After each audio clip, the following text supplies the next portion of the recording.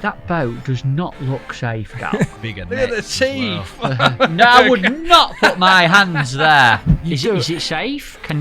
It's not. It's probably the most dangerous country I've been to, where millions of people have died. You're just an easy target. I mean, the trip got off to a pretty disastrous start. I broke a rib the evening before I flew out to China. But that looks dangerous, Gal. Yeah, no one would know if you went over. Basically, if you get bitten by something really dangerous, you're not. Yeah, that's it. Would they have a go at you, do you think? I think they possibly would in some of those creeks. Yeah, if you fell in one of those creeks. Piranha's been nuisance fishes. Mad. The Fishing Gurus Podcast. This makes a massive change for me, and I've been looking forward to having you back down here, Gal. I really have, because normally, boring old Steve Ringer or repetitive Rooney, and we're talking about method feeders, we're talking about carp, but I'm genuinely excited for what you're going to tell us about in this show, because you've been on some wild adventures since we last sat here. Yep. And when actually was it we had Gal in last? Oh, you're testing my memory now. I reckon it was a little while ago now. Yeah, 3 years. 3 years, I reckon. 2022. I reckon so. Yeah, it must have been. Yeah. Oh my lord. Wow. Yeah. That's Goes gone quick, hasn't it? Yeah. How are you keeping, mate? Are you good? Very good. Yeah, no, good to be back on. Yeah. Nice. We've said a lot on this show.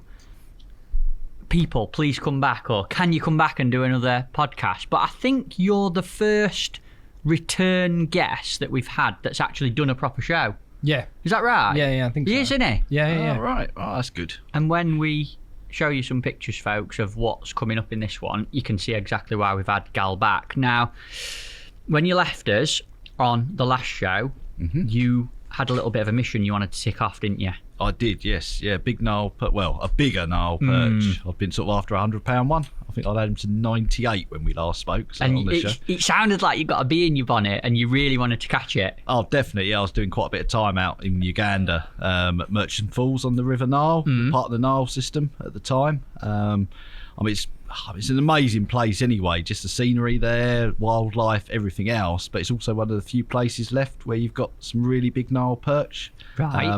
Because it's inside a national park, it's protected as well.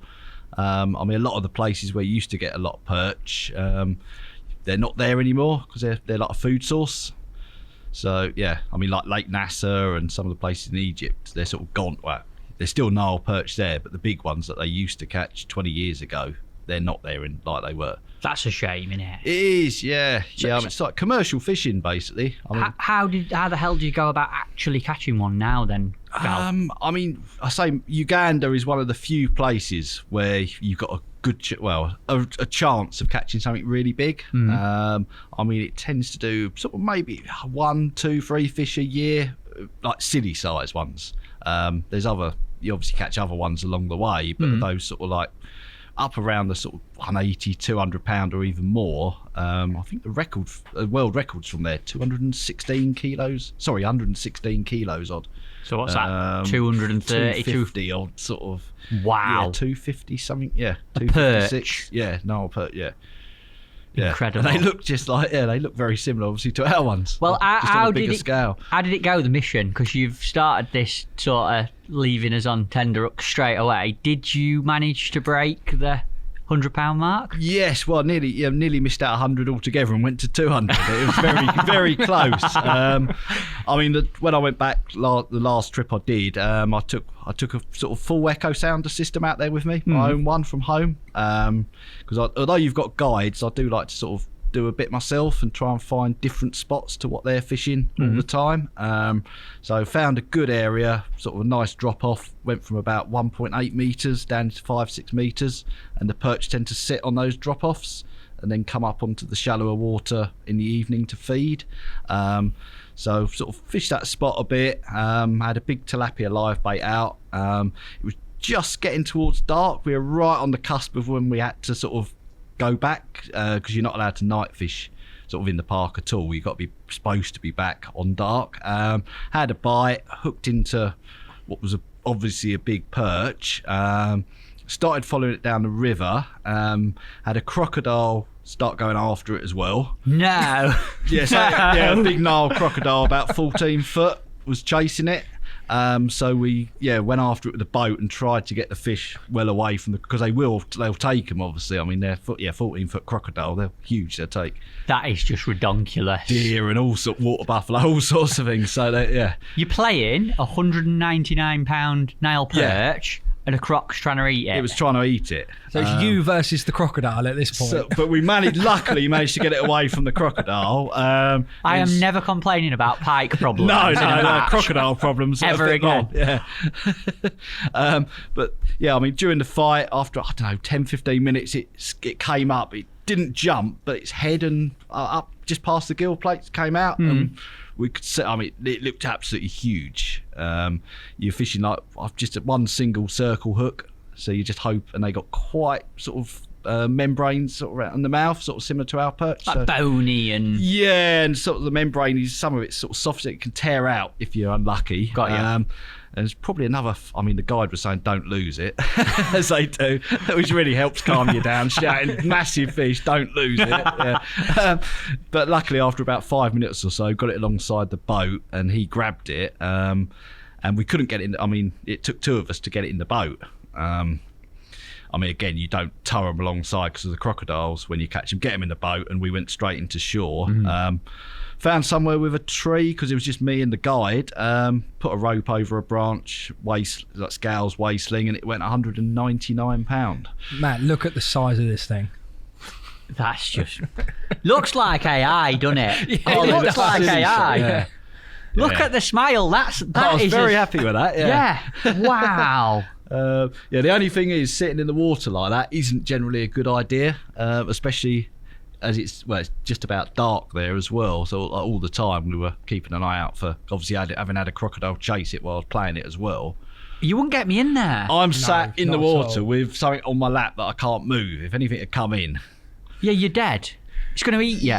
or you hope it takes the fish. Yeah, That would probably happen. That's going to happen to you, Gal. You're going to... the end of Gary Newman, I'm going to It'll be a predict it. crocodile. Yeah. Yeah. You're going to get eaten by something. You do. I mean, you do have to be very careful with them out there. There's lots of them. They're aggressive. They'll have a go at boats sometimes. It blows my mind, right? Just... I know we've only just started, Yeah. but dead genuine. It blows my mind. You're going to a park that's fishing for basically... I don't know if you can call it an endangered fish, but it's so they're rare. endangered now. Yeah, big ones like that are. Yeah. It's massive. There's crocodiles. You're fishing the Nile. Yeah. Like, it's mental that is your fishing that you do to me. Yeah, it's what I love doing. I mean, it's the whole travel side of it, not just the fish. I mean, there after I caught that one, the river. I mean, I was lucky to get that when I did. Conditions changed. We were getting rain, and by the next day, I think I fished the next day. We struggled to get bait. The river was coloured with lots of rubbish coming down, and by the day after, it was unfishable. So I went off on safari in the end because I'd always wanted to see a leopard, and yeah. So the same trip as you catching a near £200 Nile perch, next day you just bobby off on a safari. Yeah, I mean, that was really cool as well. I mean, because I didn't have a proper safari booked, I just took my fishing guide because he knows the part. We were in a battered old Toyota Hilux, and I was just stood in the back, like open cab one. So I just stood in the back with my camera going round, and yeah, that was really good. Do you enjoy your photography and that as well then? Yeah, particularly wildlife photography. Yeah, I'll try and do a bit as well where Got some I can. good shots? Yeah, It's got some mega shots. Look at that one. Yeah. It's got a picture of you getting in the bath. Oh, you plenty of those in the river. Oh my They're Lord. really dangerous as well, aren't They they? are. Yeah, you got to be careful with them. Yeah, especially. How far away from that are you then? A fair, just 10 metres maybe. That's not a fair distance. I have had closer encounters with them, but That is frightening. Yeah, Fre- were you? I've seen videos online of them swimming after boats. Are they as quick as? Are they as quick as that? they can be. I mean, they run on the bottom quite a lot as well. They run along the bottom. So if you're in shallow water, but they will again in deep water. They'll come up and. It's mad a hippo can move that fast. Yeah, Anyone listening, by the way, there's a picture of the biggest hippo you've ever seen on screen. Yeah, that is quite a big one. But Got teeth on it. I mean, they're more dangerous when they're not used to people. Once they get used to boat traffic and they're more dangerous. That if you go on somewhere where they've never seen a boat before, they'll literally probably come and attack it, and they can smash boats up no problem or turn them over. No, you're not getting me there. You'd love it. Even for a £199 Nile perch. What's out of curiosity? How many fish do you think there are in the world, Nile perch, that are that big? Because I've never seen one ever. There won't be many. I mean, where I was there at Merchant Falls, I say that does 1 or 2, maybe 3 a year. It always seems to do a big one most years, and around the time of year I went, which is why I went when I did, even though it's risky with the weather. I mean, aside from there, I mean, places like Lake Victoria, although they've again commercially fished it and wiped a lot of them out, there's got to be, it's too big an area of water for there not to still be the odd monster in there. It's just not viable to go and fish it. When you say commercial fishing, is that for food? It's for food, yeah. A lot of netting, and they did the same in Egypt, I think, on Nasser as well. There's a lot of sort of commercial fish. They're a very good fish to eat. I mean, I've eaten small ones because I think they farm them as well. Right. Where do you get them in the world other than the places you've mentioned? They're pretty much anywhere in the Nile system. So, I mean, they've still got some very big ones in Ethiopia, but again, it's getting away from where there's people. Anywhere where there's villages or people, the chances are they've been taken for food. Right. I mean, you've got them a few other places in Africa, but mainly the Nile system. So you've got Lake Turkana up in South Sudan. Again, that could do a massive one, but it's a difficult lake to fish. Got you. Hard to access, and weather can be really bad on there to the extent you won't even get, so windy you won't even get out, because it's desert. So it's so extreme what you're doing. How open and accessible is that sort of thing for, I don't want to say your everyday angler, but you know, if me and Tobes went, look, we'd love to catch a Nile perch, is it something we'd be able to arrange and do? That's actually probably one of the easiest trips I do, because there's a company. I mean, I know the guy who runs the company, Wild Frontiers, out there. They literally arrange it all for me when I go. I mean, a lot of the other trips I do, I'm sort of arranging with local guides and doing all the logistics and that. But this one, it's literally just turn up at the airport, night in a hotel in Entebbe, the capital, and then off to the river. And do you take all your own kit? You do, yeah. I take all my kit for that. I say even an echo sounder last time, trying to fly with all the full, transducer and mount and everything. So. Incredible. Yeah, it is awesome. Wow, and you've done it. £199. Yeah. I mean, I will go back sometime just because I enjoy the place, and I say the wildlife there is amazing. I mean, being able to fish with elephants and all sorts of other stuff around you is just incredible. I just wanted to throw that up because that's what you were after, wasn't it? Oh yes, with the leopard. Yes. Is that your picture? Yeah, it is. Yeah. And that's on safari. Yeah. That was just on dusk. Yeah. Again, how far away are you from that, Gav? I was about 10 metres away at the time. Yeah, something like that. Are they harmful to humans? They could be, yes. Yeah. I mean, there was another one I did get shouted at because I was off in the bush a bit trying to take pictures of one up a tree. You're a bit ratched, you, aren't you? Like, it was fine. I mean, I'm used to being around in that. Yeah. I was sort of keeping an eye. It's not fine walking off on a safari. It was still 150 Was it yards. this one, by yeah, it was that one, actually. Yes. Yeah, it probably spotted me and was coming down to have a look. No, that was still a fair way. Well, 80 yards, probably, that one away, sort of up a tree. He's on his way to you, isn't he? You like a nice tasty bit of Gary Newman. That's it.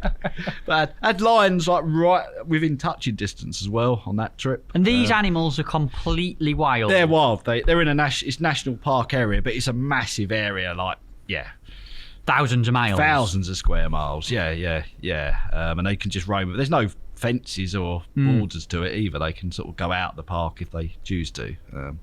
Well, I mean, the elephants from there, when I was there, they would do a tagging sort of program to track their movements, and they travel from Uganda all the way up sort of South Kenya, South Sudan, which is, I don't know how many, but probably, certainly hundreds of miles, if not sort of 1,000 miles. You don't associate animals like that with moving that far, do you? No, I mean, some are resident, but they've got some that literally just roam, and it's routes they've been taking for centuries.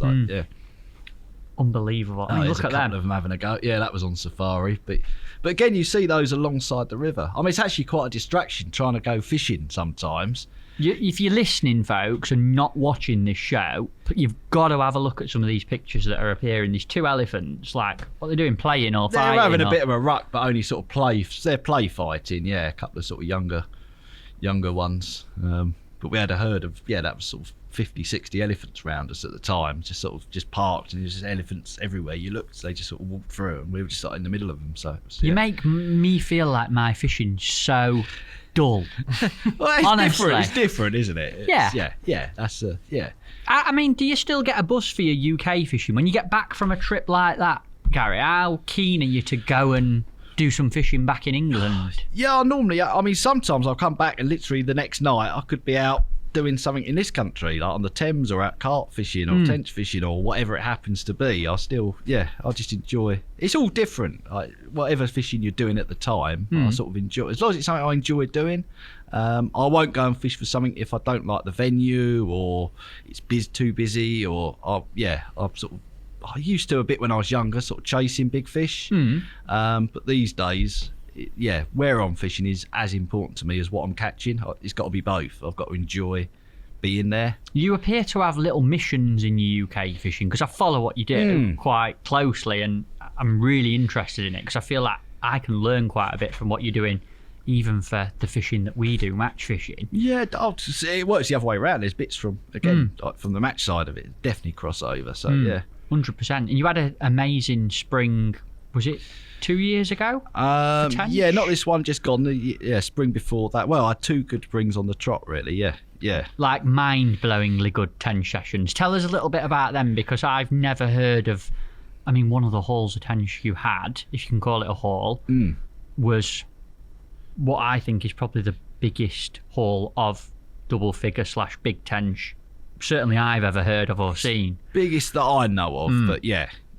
I mean, I've been fishing again. I'm trying to find waters, big lakes with very few people fishing on them. Almost ones that have been forgotten about, or you haven't got people tench fishing them. Do you find that with that kind of fish that they thrive on neglect? Yeah, they can do. Yeah, I mean, a lot of the time you're never going to be fishing for big numbers of tench on those lakes, but it's sort of normally it's fairly low stock, but a chance of something big or something even silly size, because you just don't know what's in there. I mean, often they're places that might have been fished like 10 years ago, and then the tench fishing went downhill, everyone sort of forgot about them, and so yeah, they're the sort of places I'm generally looking for. And there was a lake I sort of fancied having a go on. I mean, there's 1 or 2 people I knew already tench fishing it, but the lake itself's about 130 acres, so that's a big lake. Isn't it?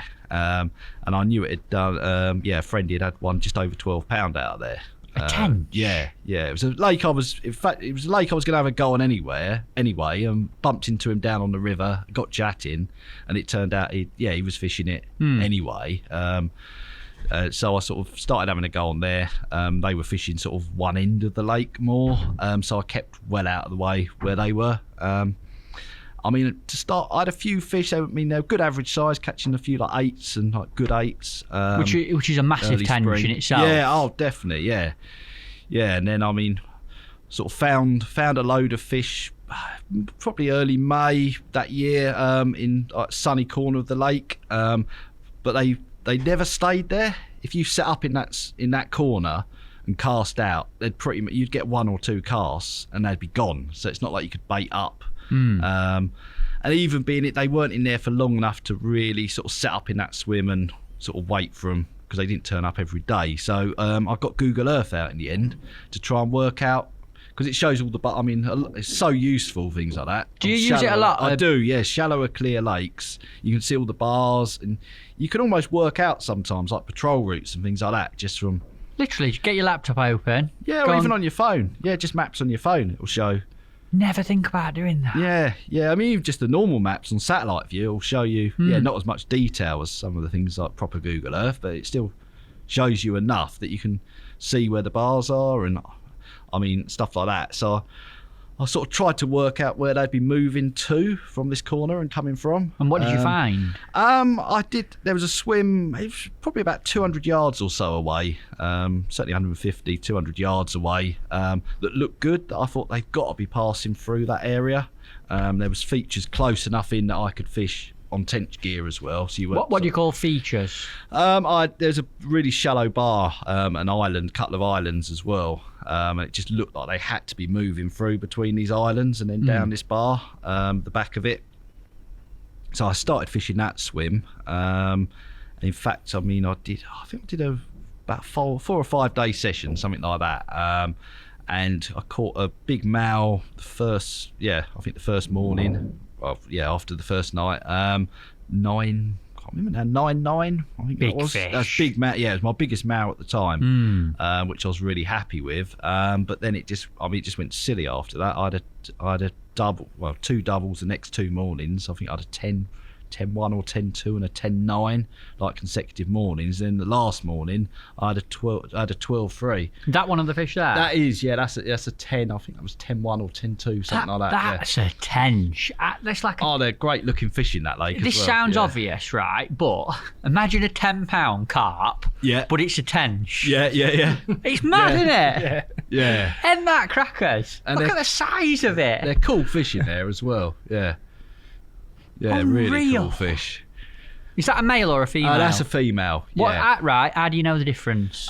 You could tell by the fins. The anal fins normally a lot bigger. They got bigger fins. What, on a male? The pelvics as well. They got more like scoop-like. Yeah. Males have. Yeah. Right. Yeah. Okay. They got those real big scoop. Like the pelvic fins are like scoops almost. And I'm assuming that the females grow bigger.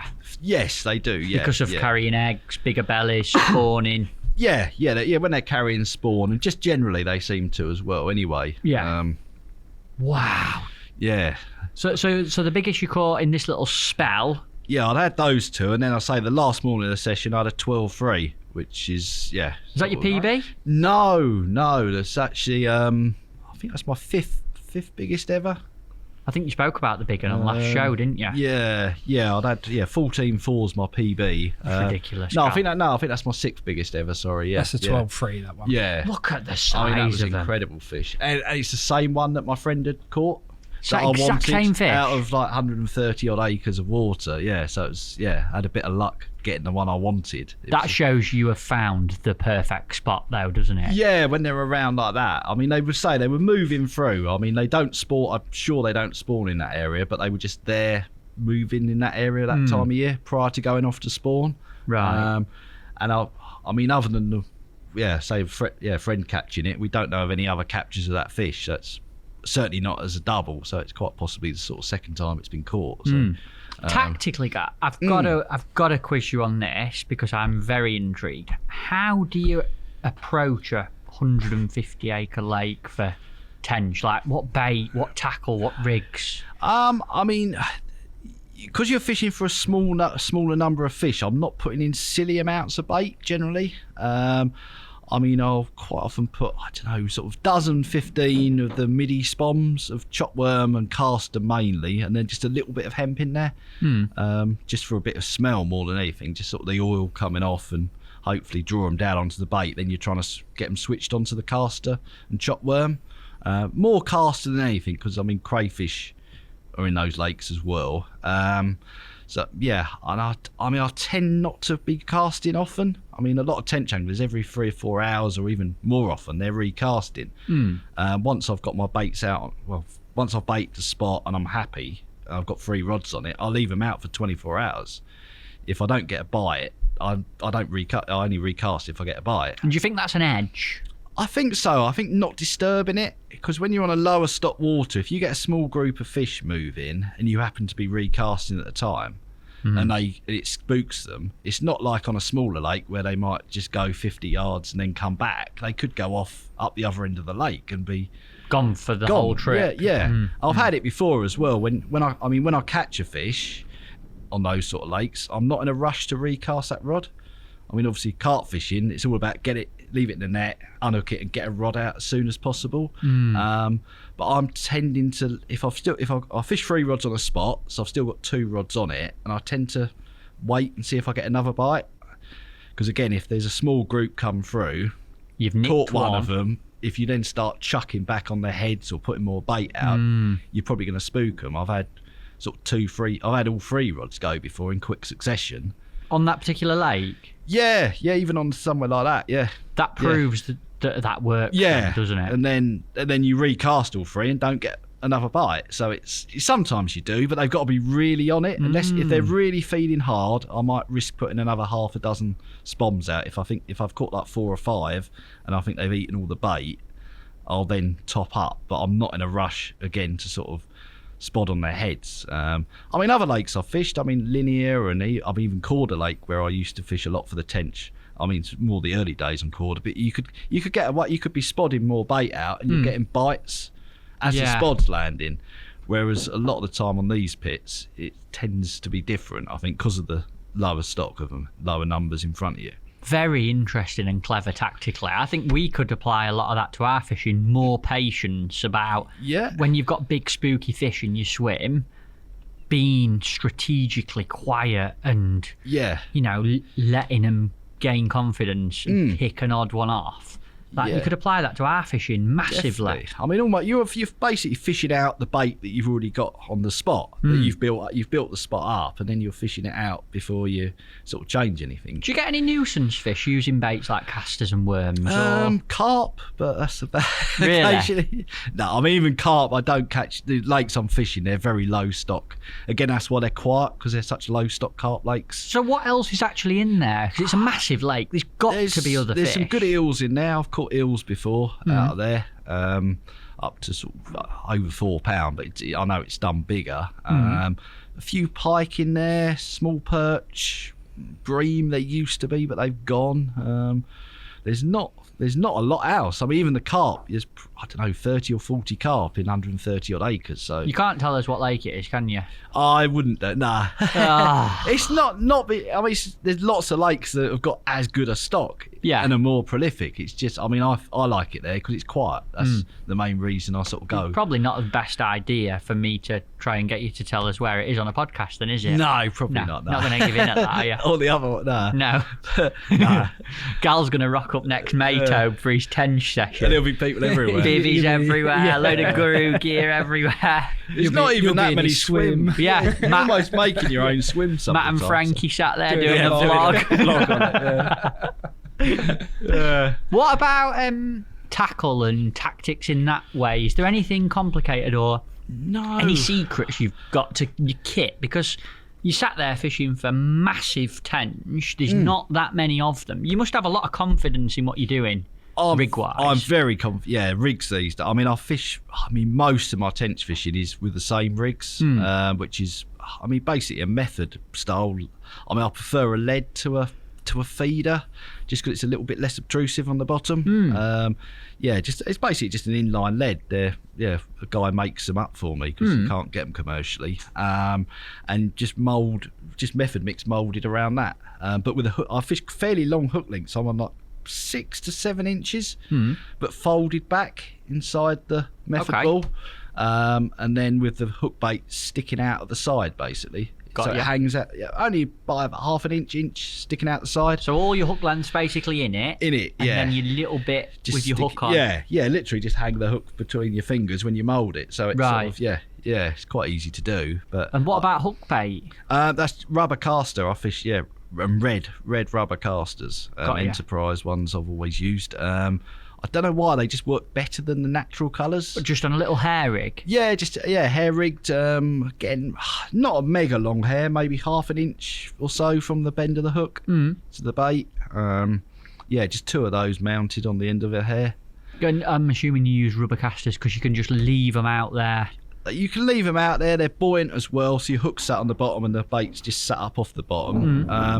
And I had a year on Corder Lake where I played about with different colours, and I was getting probably around 5 to 1 on red versus the ones that actually look like casters. I was getting much less bites, and a friend on there at the time, we used to share a bit of info. I sort of told him, he tried it and was getting similar results. So, I mean, whether it was just that year or just that lake, but I've got so much confidence In a darker red. In that sort of dark, that I've not changed sort of. Well, Makes you it's wonder, silly though. to change. Everyone always says, don't they, like leave your hook casters to brown off and redden off. Yeah, they do look like that, sort of them dark ones when they're, Interesting, that. Very interesting. Yeah, and I mean the other important thing, lakes, when you're fishing for fish, lakes that size, low stock, is having complete confidence in what you're chucking out there. I don't want to be worrying about whether the rig's right or thinking whether it's going to be effective or not. If I find the fit, it's finding the fish on those lakes and being in the right areas, and then putting something out that works. And it, so far it's mainly seemed to have done. You got to the point where you'd caught a couple of 10s, a 12 in this session, which is obviously phenomenal already. 3 double-figure fish and a couple of others. Yep. What happened after that? That was actually the end of that season. Right. So the big catch I had was the following year. Tell us about the big catch, because that's incredible. I went back on that lake that I'd caught those 3 doubles from, and fished it again. I caught a lot of fish that spring. I think I ended up with 19 fish over a few sessions, including a 914 male, which is my biggest ever male. Not quite a double, but very close. I'd taken some holiday off work. I'd booked a week off, so with the weekends I had 9 days. I think I'd been sat on that lake 4 days or so, and I was catching, but the fish were looking almost half empty, like they'd already had a go at spawning, even though it was only the end of May. And I had a few 9s, but nothing bigger. And there was another lake that I fished, even bigger. Sort of a couple of 100 acres or so, that I'd fished a little bit the spring before. I caught a double out there. But it'd been very slow fishing, so I decided to sort of pack up from where I was catching from and go there instead. You're not happy catching £9 tench, so... Well, I just want to take big air. One of the 9s I had was actually a fish that I'd had at 10.7 or something the year before. So it was down a pound in weight. I'd had a couple of repeat captures, so I didn't want to keep catching the same ones. Packed up from there, drove to this other lake. There's an area where I think, they do spawn. I knew from the year before, sort of finding them around spawning time, that they start moving into this area of the lake. How do you know they're there, out of curiosity? Just visually seeing them, or...? I actually saw them spawn the previous year while I was fishing, and they were thrashing about. So it's and it was just like an obvious shallower area, weed, and it's just where you sort of off the main lake a bit. Right. So where you'd sort of think they'd go. So I sort of set up there. Again, it's quite hardly anyone fishes it. So I got in this area where I wanted to get in. And pretty much from the off, I started catching tench. Bear in mind the year before I'd done 12 days and nights on that lake for 2 fish. And I think the first 24 hours I'd had like 3 or 4. And it just sort of built from there. I ended up... In fact, it got so good, the fishing, that I had plenty of holiday left over, so I ended up booking an extra week off of work. While you were actually there? While I was on the bank. It was like, once in a lifetime opportunity on somewhere like, a lake like that, the sort of numbers I was getting. And I literally booked the holiday off, and the next day, it was really warm, and I caught a couple of fish, and they were being chased by small males. I was thinking, I've just wasted a week's holiday, they're going to spawn. What, so you're playing a tench? Yeah, you got a male coming in, yeah. And there's another one coming to try and spawn with it? Yeah, coming alongside it, yes. Yeah, so they're not far off. Sort of, I was thinking, they're going to go sort of maybe even that night. But luckily the weather changed. It went cold, and northerly came in. Temperature dropped sort of 10 degrees. And they just fed instead. And like for the next week, it was just silly. I ended up with 38 tench in the end. 8 doubles. 3 of those were over 11. So it was just sort of crazy. That's mesmerising. Like, what? 8 double-figure tench out of 30-odd fish? Yeah, and quite a few 9s as well alongside those. That was... What's the smallest one you caught? I did actually have a couple of really 3-4 pound sort of size. Yeah. Right. There's fish in there of all sizes. There's not loads of them, but there's On the exact same tactics? Yeah, same tactics. Ball. Yeah, I was only fishing close range, sort of 20 yards out. And, but I was even seeing fish roll that session, sort of over the bait. They just fed really well, and they were grouped up in numbers pre-spawning. Literally, I finished my session 2 days later. I friend who carp fishes it, he said he's phoned me, messaged me. He said the tench are spawning, so I timed it absolutely perfect. You're dicing with nature. You are massively in that game, aren't you? The more I listen, even the Nile perch, you went there at a certain time of year because you knew the big ones. Risking it on those. Yeah. Surely that's a part of your tactical planning. Yeah, I mean, sometimes it doesn't pay off. I've had it before. I mean, I've travelled all the way to India before, for instance, fishing on the Ganges. The fish spawn up one of the small side rivers, come back down, and you'll catch them as they come back into the main river. Got there, rain had finished earlier than it does most years. The river was already down, clear. The fish were gone, and you're just there fishing for nothing. I mean, once they're back in the Ganges, it's sort of hard to find them. I bet. Yeah. I mean, those junctions, there's fish passing through at certain times of the year. But it just strikes me, the more I listen to you guys, when I say that, I mean like specimen big fish anglers, that element of timing is actually a skill in itself. And definitely, I've got a lot of respect for the fact that you put the effort in with time, which is probably the biggest commitment in like a modern day world. Oh, yeah, being able to go, I'm going to go for 5 days in the first place. Yeah. You've got work to do, you've got people to see, you've got stuff going on that you need to do, but you're committing that time. And then to go, hang on a minute, this is the time. I'm going to stay. I'm going to dig deep here and stay on the bank and make it happen for yourself. Like, that's a part of it. Oh, definitely, yeah. Not a lot of people do that. It's making the most of things when you get the chance as well. I mean, to put that into context, I mean, this spring just gone, I did, between those two lakes, I did 26 days and nights on them for one bite. No, I'm out. I'm out. So it just shows how different... This spring just gone, yeah. 26 days and nights. Obviously not consecutive, but over the whole spring, between those two lakes, I had one bite, which fell off. So you didn't even catch fish? Didn't even catch a fish. So that's what I mean. Like, that's mad. Just different conditions. I mean, this was a funny spring. We had a lot of easterly winds and... Are they still in there, the fish? They'll still be in there. They just didn't... I mean, the first lake, I mean, that one, they just... Well, I don't know. No one was catching much anywhere. It's not like they just were in a different area. They just weren't getting caught. I mean, the problem with those big lakes is there's so many areas you can't get to as well. I mean, yeah, these couple in particular, there's out of bounds areas, there's islands, there's reach, and there's bits out in the middle, even with carp gear, you wouldn't be able to cast to. So, do you get down when it doesn't work? So, like, after all that effort and 26 days and nights, and you've not actually caught one, how do you feel? I never get down with it. No. I mean, I still enjoy being there, and enjoy fishing those sort of places, and it makes it even more special when you do get a really good catch. If I was going there all the time catching loads, I'd quickly get bored with it. I'd almost feel like I'd worked it out, and then once I work it out, it's nice to make the most of it for a little while.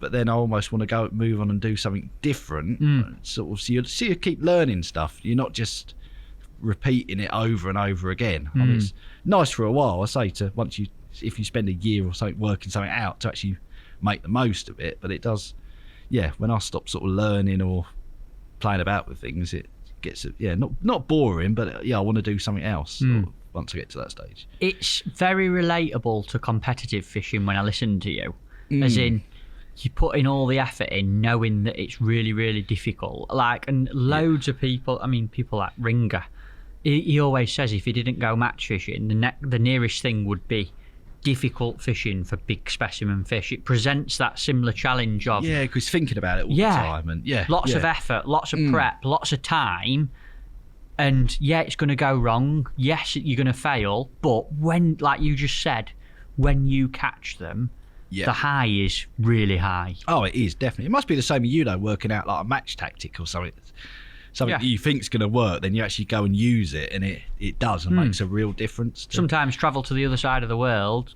graff your nuts off for a week trying to suss it, and don't win anything. But when you do that and you do win, you get the buzz. Oh, definitely, it's like working it out. It is really relatable. I've got massive respect for it, Gal, I really have. One thing I need to ask you about. Because I saw these when I was growing up as a kid. I see pictures of them and they catch my eye every time. I would love to see one in real life. Tigerfish. Oh, they're really, yeah. Again, there's something.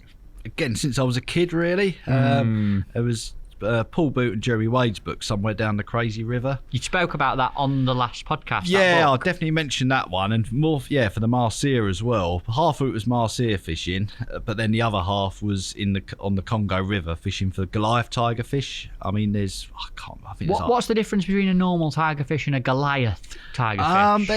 There's several. I think it's half a dozen odd, somewhere around that, different species of tigerfish.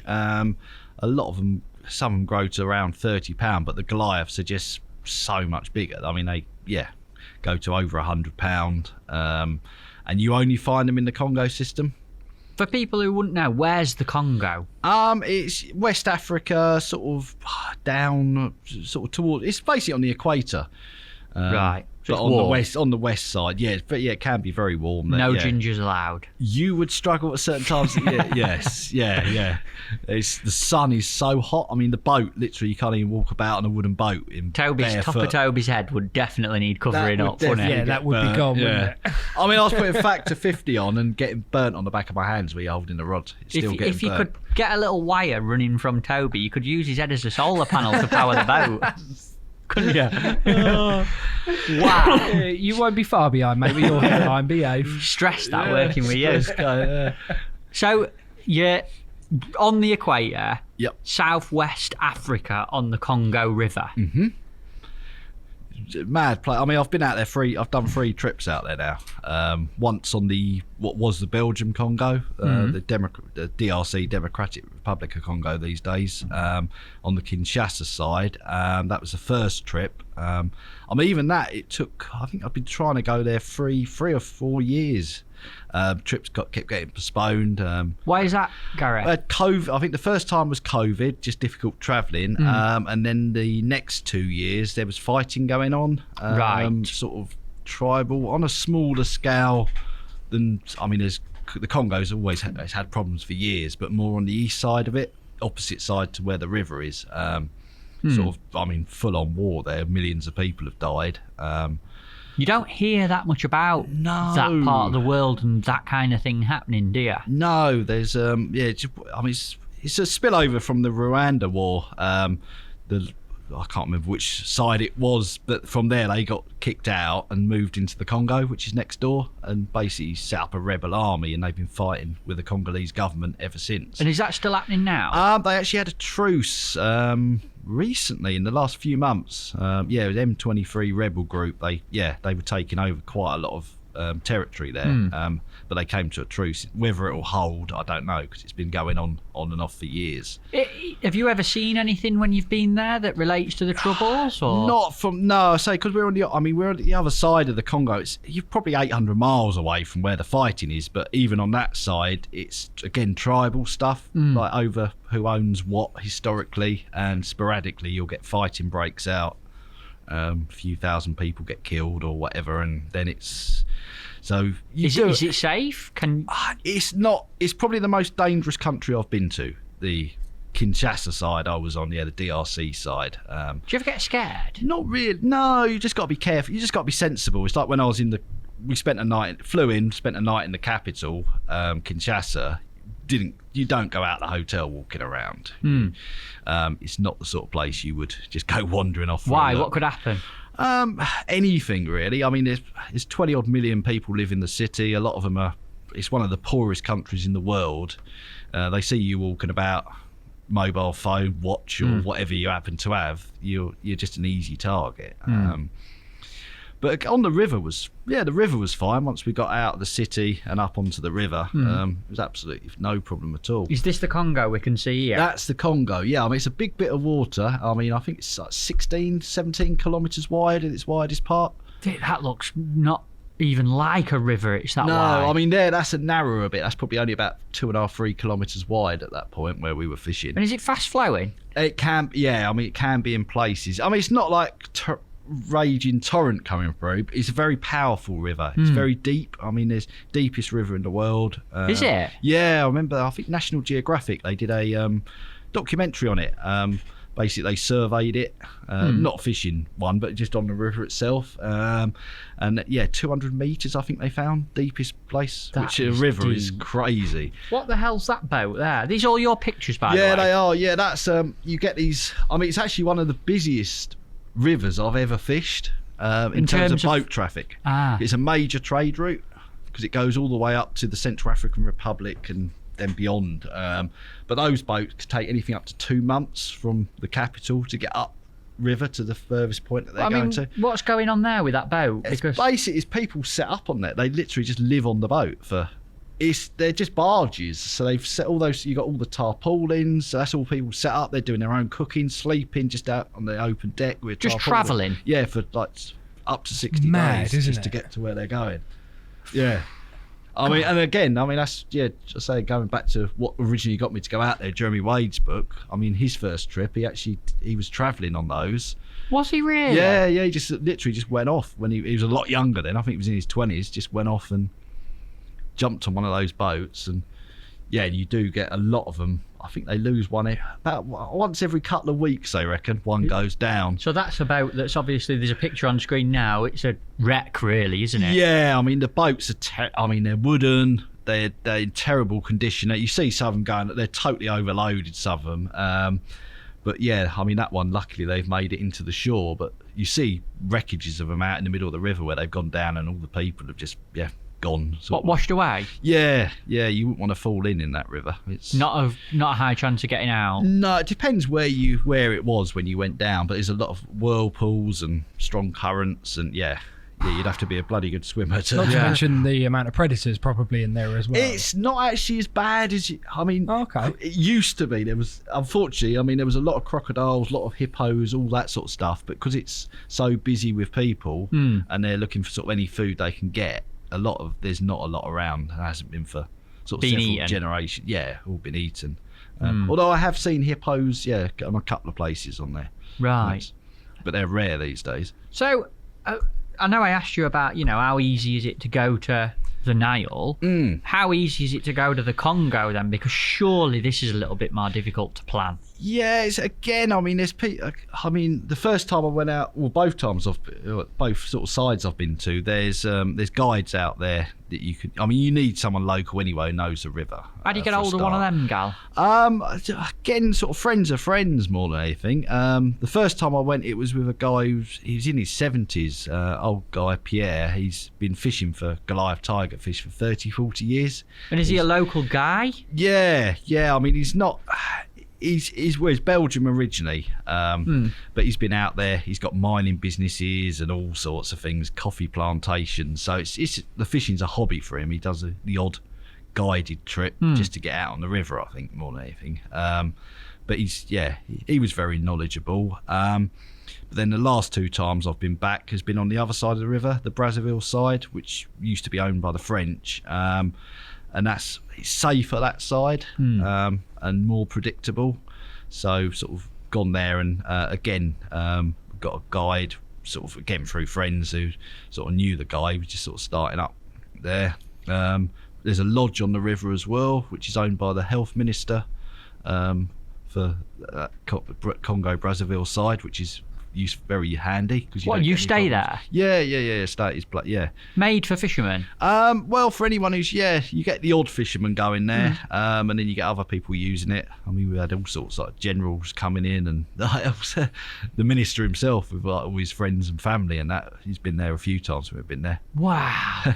But he was interesting guy. He grew up. He grew up in a fishing village. His dad was a fisherman. So you've met him? Yeah, met him a couple of times. Yeah, nice guy, but he's done really well for himself, considering he was living in sort of mud hut. He's now the minister, and doing very well for himself. But he still obviously remembers where he's from. And, he knows his roots. Yeah, he's built the lodge there. All the people that work there are from the local village, and brilliant, beautiful. Yes, and friendly people as well. Yeah. And how did you go about the fishing? Because surely targeting a specific fish in the mass of water and no, I don't know if strange or quirky or it's a mental place. Yeah. How do you go about? It's a tough task getting there. once you're there, how do you go about actually catching a tigerfish? I mean, they're not an easy species to catch because they're not mega prolific. It's not like you're going to have hundreds of them in front of you. You know you're fishing for the odd bite, especially with the big ones. I mean, you can narrow, again, like any river, you can narrow down areas, sort of like creases, slacks, sort of, the areas look quite obvious, a lot of them. Even with you've got local guides, fishermen who know the river, but a lot of the areas they're taking you to, you would have fished anyway, like rocky points sticking out. You've got big massive back eddies and deep water and on the edge of currents and current changes and things like that. You're fishing very specific way for the tigerfish. You tend to be float fishing. That's exciting. It is, yeah. I mean, it's like pike fishing, almost just on a bigger scale. But you're only fishing 2, 3, 4 meters deep maximum, generally. So they feed in the upper layers? Yeah, they come, and unlike a lot of species, you actually don't catch much around dawn and dusk, it seems to be. Certainly from sort of limited experience I've had, you want the sun up. They seem to like the sun. I think they come up into the upper layers. It's a very muddy river as well. It's whatever time of year you're there, it's got colour in it. It's never sort of gin clear. Right. And I think they're just using the sunlight sort of for that silhouette for the bait fish when they're hunting. So you're fishing in the upper layers with dead bait or live bait. What bait do you actually use? There's some baits. I mean, live baits, catfish are quite popular because they stay alive quite a long time. Although Brutal, isn't it, that? Yeah. Got to use this bait so it stays alive longer. For a live bait, you need it working in the current, and they work well in strong current as well. Right. I mean, that's how we fished the first time I went. We fished it more like that, sort of basically mooring up on a spot like a rocky point or wherever, and then just trotting baits down the current and holding them in the current in any good areas. But the last 2 times I've been back there, it's been fishing very different. It's different water, less obvious sort of rocky spots, and you're basically drifting. I mean, again, areas that look interesting. You could have a big back eddy that goes on for 200, 300, 400 meters. So you drift it and you sort of cut your cast. It's more active. You're casting baits, any little pockets that look interesting, or, and you can obviously trot the float out as well. Just trying to cover water, but that's been more with dead baits because you're casting. Sounds so busy often. fishing. Yeah, I mean, I tend to stand in the boat, mate, holding the rod all the time while I'm doing it, and Got ya. yeah, you're getting a break in between, obviously, when you move in spot, but the rest of the time it's in that heat and sun. What's that? That is an elephant fish. And is that a dead bait? That's a dead bait, yeah. Where do you get the bait from? We buy the bait from the local fishermen, because a lot of these species you won't catch on rod and line. So you have to catch them in a net? You can see the nose on that. I think they must feed on tiny little, they're like plankton type. I mean, what feeders. even is that? Oh, there's so many weird fish in the Congo. There's like nowhere else in terms of how weird, like number of weird species you've got. What would you do, Matt, if that ended up in your keep net at the end of the night? I will, but You'll have a bag of those. can't believe it. Some of them are electric as well. You've got a lot of electric fish there that you'll get a shock off of. Electric fish? Yeah. There's another species, a Cornish jack, which is one of the best one of the best baits. That's got electric. How? There's electric catfish. They generate electricity, like electric eels. They generate electricity. You get a proper bang off them? You would do, yeah. Could it hurt you? Yeah, I mean, some of those species could probably, yeah. What, kill you or? I think you'd have to be unlucky for it to kill you, but you'd get a proper jolt off it. I've seen people get a jolt off an electric eel before, and it's, yeah. What, like, you hear it go bang, or? I saw the guy ended up when he just sat on the bottom of the boat, he had it on, trying to get one on a boga grip or something, and ended up touching against the metal on it, and it shocked through that. And is it a defence mechanism for the fish, the electricity? Yeah, or? I mean, I think they use it. I don't know if they use it for hunting, possibly as well. Some of these, for shocking small fish around them. But yeah, you make F1 fishing so dull.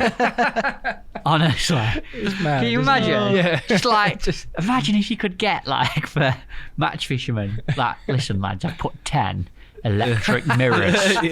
Electric mirrors in a lake. It'd be so Become funny. a big spectator sport. Yeah, then, it'd be great. Sue lifts it out, so they're laughing and landing there. Yeah. Bang! That's it. Yeah. It'd be so good. So you get a lot of electric fish in the Congo. Yeah, you're literally just going up to all the local fishing boats because they're out there with nets. So you're getting species that are really hard to catch yourself. We've tried bait fishing and not very successful at all. What do you mean by bait fishing? Lures or? Just chucking even just chucking a worm out and things like that, and not catching the number of fish you'd expect or getting the number of bites you'd think you might. You mean fishing for bait? Yeah, sorry. So actually trying to catch some smaller stuff. So if you went to the Congo and chucked a feeder in, you're not going to get a lot of bites? Probably not, no, unless you're in the right area. Even these guys netting it, it's hard life they have you see the amount of effort they're putting in for what they're actually catching. And do you literally just randomly go up to fishermen and wave a bit of money? Yeah. Well, I normally let the guide do it. The price, if any of us, if I get money out, the price triples instantly. If the local guy, our guide's doing it, he's got to get an actual reasonable price. Incredible. That's all part of this journey, it's isn't interesting. It? I'm going to have a reservoir on the Congo River where there's loads of wars going on. There's electric fish, and I'm going to buy a bit of bait off this random fishing guy. And again, their local language. It's French out there mainly, but then they've got Lingala as well, which is the local language, which I don't speak any of at all. French. Are you good at French? Not particularly. I can get by with a few words if I need to, but I can't speak French. I'm not going to ask you to speak French on the podcast. Don't worry. No, I wouldn't be able to anyway. Bonjour, Gary. Bonjour. Ça va? Ça va bien. Très bien. Tu adores la pêche? Oui. Tigerfish, bait fishing, busy fishing. You sounds like you use your skills of watercraft to find out where they are anyway. Definitely, yeah. What's it like when you get one on, and how often do you get a bite? I've done 3 trips out there. The first 2 trips, I did 10 days each trip. I landed 1 fish each time. The biggest of those being around 10 kilos. The previous trip I'd done a bit of lure fishing as well on a tributary of the Congo, and I lost one very good one for a lure fishing size one, 25 kilo sort of size, right at the boat. Still massive fish, 40-pound fish. Oh, 50 pound fish. It would have been, yeah. But so it literally I had it alongside the boat and it came off. Their mouths are so hard on them. And the other problem is, they're literally, you watch them in the water, they're chewing the whole time. So even once that hook's in, they're trying to chew on it the whole time and dislodge it. The lure fishing, they tend to land more typically than on the bait. But then this latest trip I went back, I wanted to try something a bit different with the bait. I wasn't sort of happy with the way they were hooked up. You get for the number of bites you're getting, you're hooking like 1 in 6, something like that. Right, so it's quite tactical, and you've tweaked it then? Yes, yeah. A lot of those baits, they got very hard skin on them. So if you start putting hooks in them in a way that allows you to cast some of the spots, I might be chucking about 40 yards like while you're drifting down the river. You'll see like a pocket of water that looks interesting, or like current line, and sort of chuck at it as you're drifting. So you need the bait to stay on. But you don't want your hooks like through that really tough skin, and then when you get a bite, you're trying to strike. You're not only trying to strike the hook into something that's bony mouthed, you're trying to strike it out of the bait. So it's something I've done before when I'm fishing circle hooks. Whether I'm using a live bait or a dead bait, I always attach them with a piece of braid. So it's almost like on a hair rig. So the hook's completely free to take a hold. And I was doing the same with my dead baits this time. Literally loop a braid, baiting needle through the eye sockets, which is obviously a very tough part of the fish. Loop through that onto the hook and spin it out onto a single hook, spin it up. So that took all the weight of the cast. And then I was fishing 2 trebles. One just nicked into the skin halfway down the bait, and the back one actually just again tied on with a piece of braid, so the treble was hanging loose.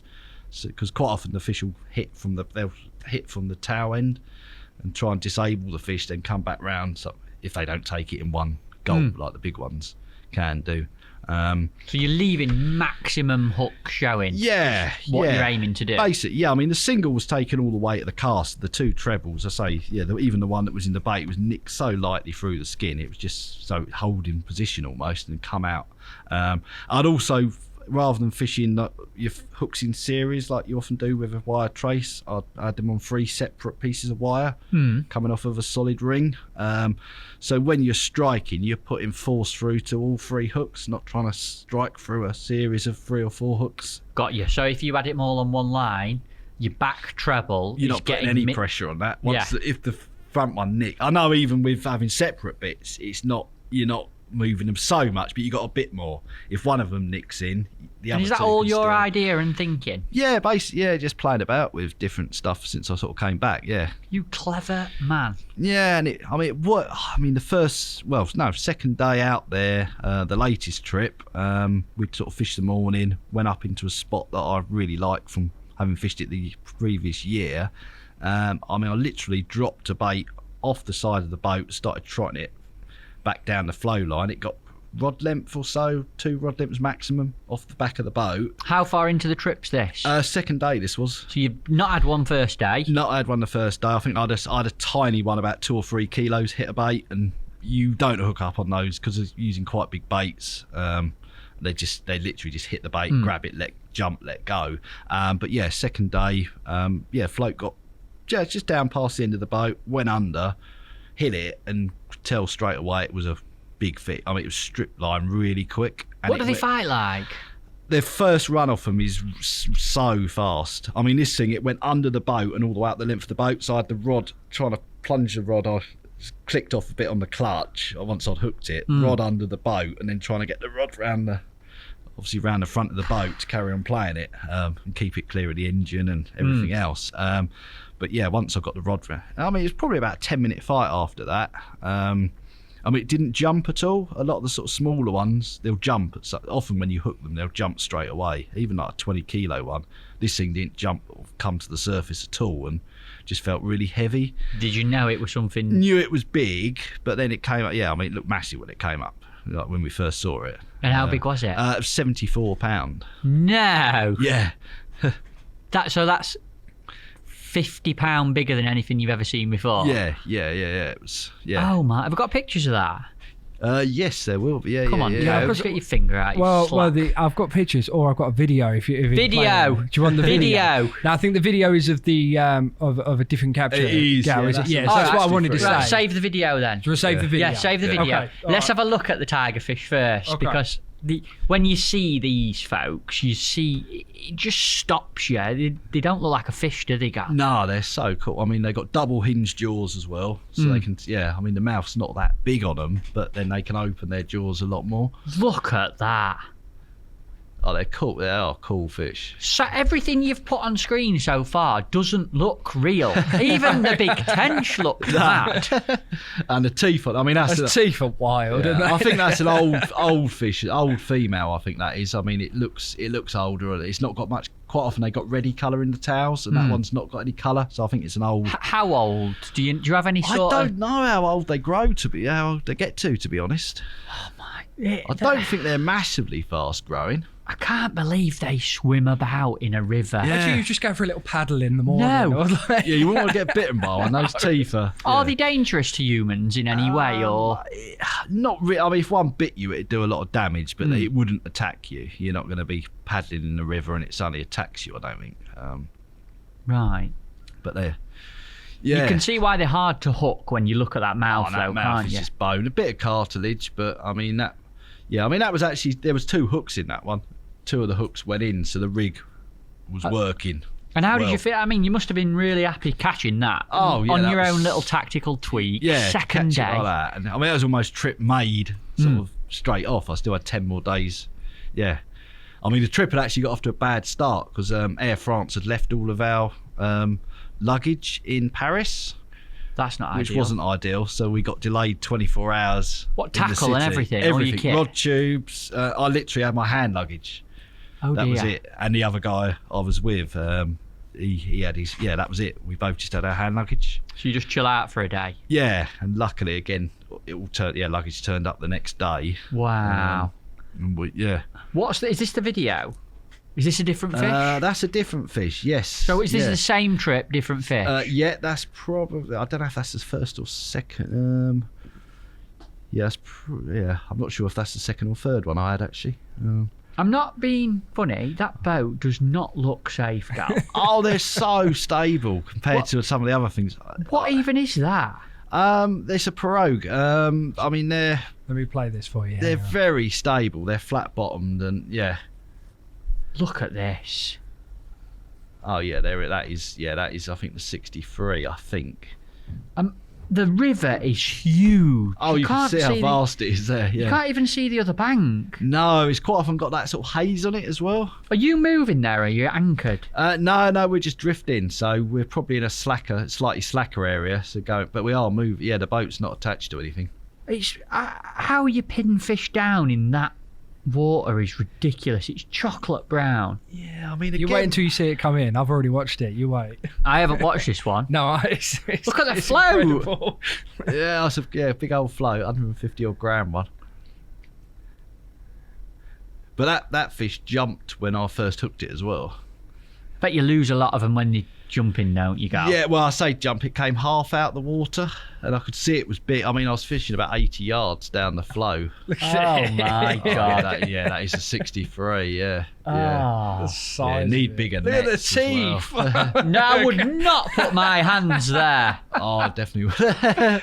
It doesn't even fit in the net. Nah. Oh, look at that. Yeah, it's one of the few things that's difficult flying with those nets. You just can't. I mean, that's nets they've already got out there, but Yeah. I would want a bigger Massive. net, like one of them sort of musky type ones or a pike, one of the really big pike ones. But trying to get it out there is What are the bites like? You've obviously got a massive. you don't get any messing about. It's just gone. And yeah, I mean that one I'd actually it was the same place that I'd had the 74 from, same part of the river. We went back a couple of days later. This time I hooked it sort of fishing quite long, probably 80 metres from the boat. I trotted a bait down. Again, I could see there was like a crease line and a couple of little eddies, and I just literally just stopped it when it got to the spot where I liked the look of. It sat there for a minute, maybe 2 minutes tops, and then it's just gone. And What do Yeah. you do? Just wind down and hit just it wind straight it, away? hit it a couple of times, yeah. It's And like it came half out the water. It looked big at 80 yards out, so you could tell it was another good fish. And that one fought a lot better than the first one. It was, the fight for that was mental. Just put the picture up. That was the one on video. Oh yeah, that's the 63. that's got the red on its That back fin, has, like yeah, you said. yeah. That's, And do you? I mean, a fish like that in that current, do they go back well, Gal, or is there any conservation on them, or? they do go back. I mean, they're one of those species that historically people have kept or tended to keep. What, for food or? Yeah, or for trophies like with the heads and all that, but I'm not into that. I mean, the traditional rigs for fishing for them is like 3 trebles in a line and then another treble hanging down 10, 12 inches, literally just loose. So when they take the bait, that trailing treble just hooks anywhere really It's a around the bit of a head. foul-looking method, really. Yeah, I mean, they are hitting the bait, but it's not something I particularly liked. No. So that's why I changed rigs and wanted to do something a bit different. And I think they go. I mean, that again was hooked in the mouth. 2 hooks in the mouth, easy to get the hooks out. I mean, with a bit of effort, a lot of them do go back. You might get the odd fish that doesn't. They're a very fragile species anyway, despite their looks. And tigerfish in general can be. But that one, yeah. I mean, I landed 3 that trip. All 3 went back. I bet that's a and went nice off strongly. feeling. Yeah, putting it them is. back in Yeah, it. to me, that's all part of it. Seeing them swim off at the end, not just catching them, but actually seeing. Yeah, I know everyone's different, but certainly for me personally, I've actually you got a video returning one here. I have, yes, should I look at that? I think it swims straight at me as well. Yeah, that's it. I would be lifting my toes straight out of that water. Well, I actually positioned myself in case it sort of went belly up. and yeah, you could grab it and I could grab it and have another. Yeah, I think we'd been that one. That one took a little bit longer to go back, but it fought harder. But again, like 10 minutes or something, and it was. that must be a right bus putting one back after eventually catching a fish like that. Oh yeah, to see him swim off, it's. It's eyeing up Gal's feet now. Look. It is. It's weird because they're actually a beautiful fish, like the body on them and everything. The fins are Oh, the gorgeous. fins are. Yeah. And then they've just got the most evil head. that was close to me. You're buzzing there, aren't you? What's happening here, Gal? Oh, when I caught that one, it was right by a village, and obviously, as far as they're concerned, I've just thrown their dinner back. So I gave them $20-$30, and they were very happy. What are these all? Obviously, for people listening, there's a load of little local kids gathering around the boat. I'm assuming they're from the local village. Yeah, literally, it's a tiny village. You've probably got sort of 20-30 sort of mud huts, so they live in no electricity. So they are.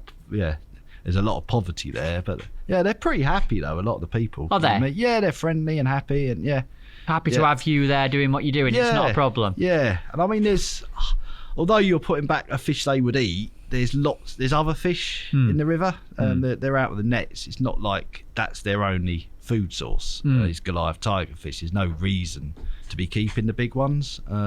Obviously, if one dies, you catch one and it dies. Don't waste it. You give it to the villagers. But to be killing them just for the hell of it, when you've got other fish there, is to me it's sort of not the thing to do. Do you spend any time with the locals? Can you go to shore and have a mooch about, or is it not really a done thing? There's not a lot to sort of really. I mean, the villages are so small. We have been. I mean, when it's rained or whatever, we've gone into shore to shelter, and someone will always invite you into. Even though they've got nothing, it's. They always invite you in out the rain or. Fair play. Yeah, so they are friendly. But again, the language is hard because of the language difference. I mean, some of them they don't even speak much French. It's all the sort of local language. So to have a proper chat with them, it's more of a nod and a thumbs up and I mean, obviously where I'm staying at the lodge, you see all the people there and got you that work there and what have you. So you've had that trip, a 60 odd, a 70 odd. Yep. Is that what came of that trip? I think I had 70 day 2, 60 was on day 4, and then day 5, I mean, because I was fishing with another guy, Carl. He's not someone I knew before the trip, but he was going back out there, and it just so happened to coincide. So we shared a boat, but he hadn't had. I think he'd had one small one, about 8 kilos at that point. So I was starting to feel a bit guilty. So I was letting him fish all the sort of more interesting bits of water and just trying to keep my bait out of the way. And sort of sod's law, day 5, I was fishing a bait literally 2 rod lengths out from the boat, just out the way. That got hit by a 43-pound one. Poor old Carl. No, he had a few chances, but he was fishing. His hook setup was a bit different. He was sort of obviously doing things his own way, and unfortunately he didn't connect with a couple of sort of the better chances he had. But that was my last fish. I did another 7 days after that for nothing. Sort of. What, never caught any? No, didn't even get another bite. Not off of I had a couple of hits off of 2-3 kilo fish.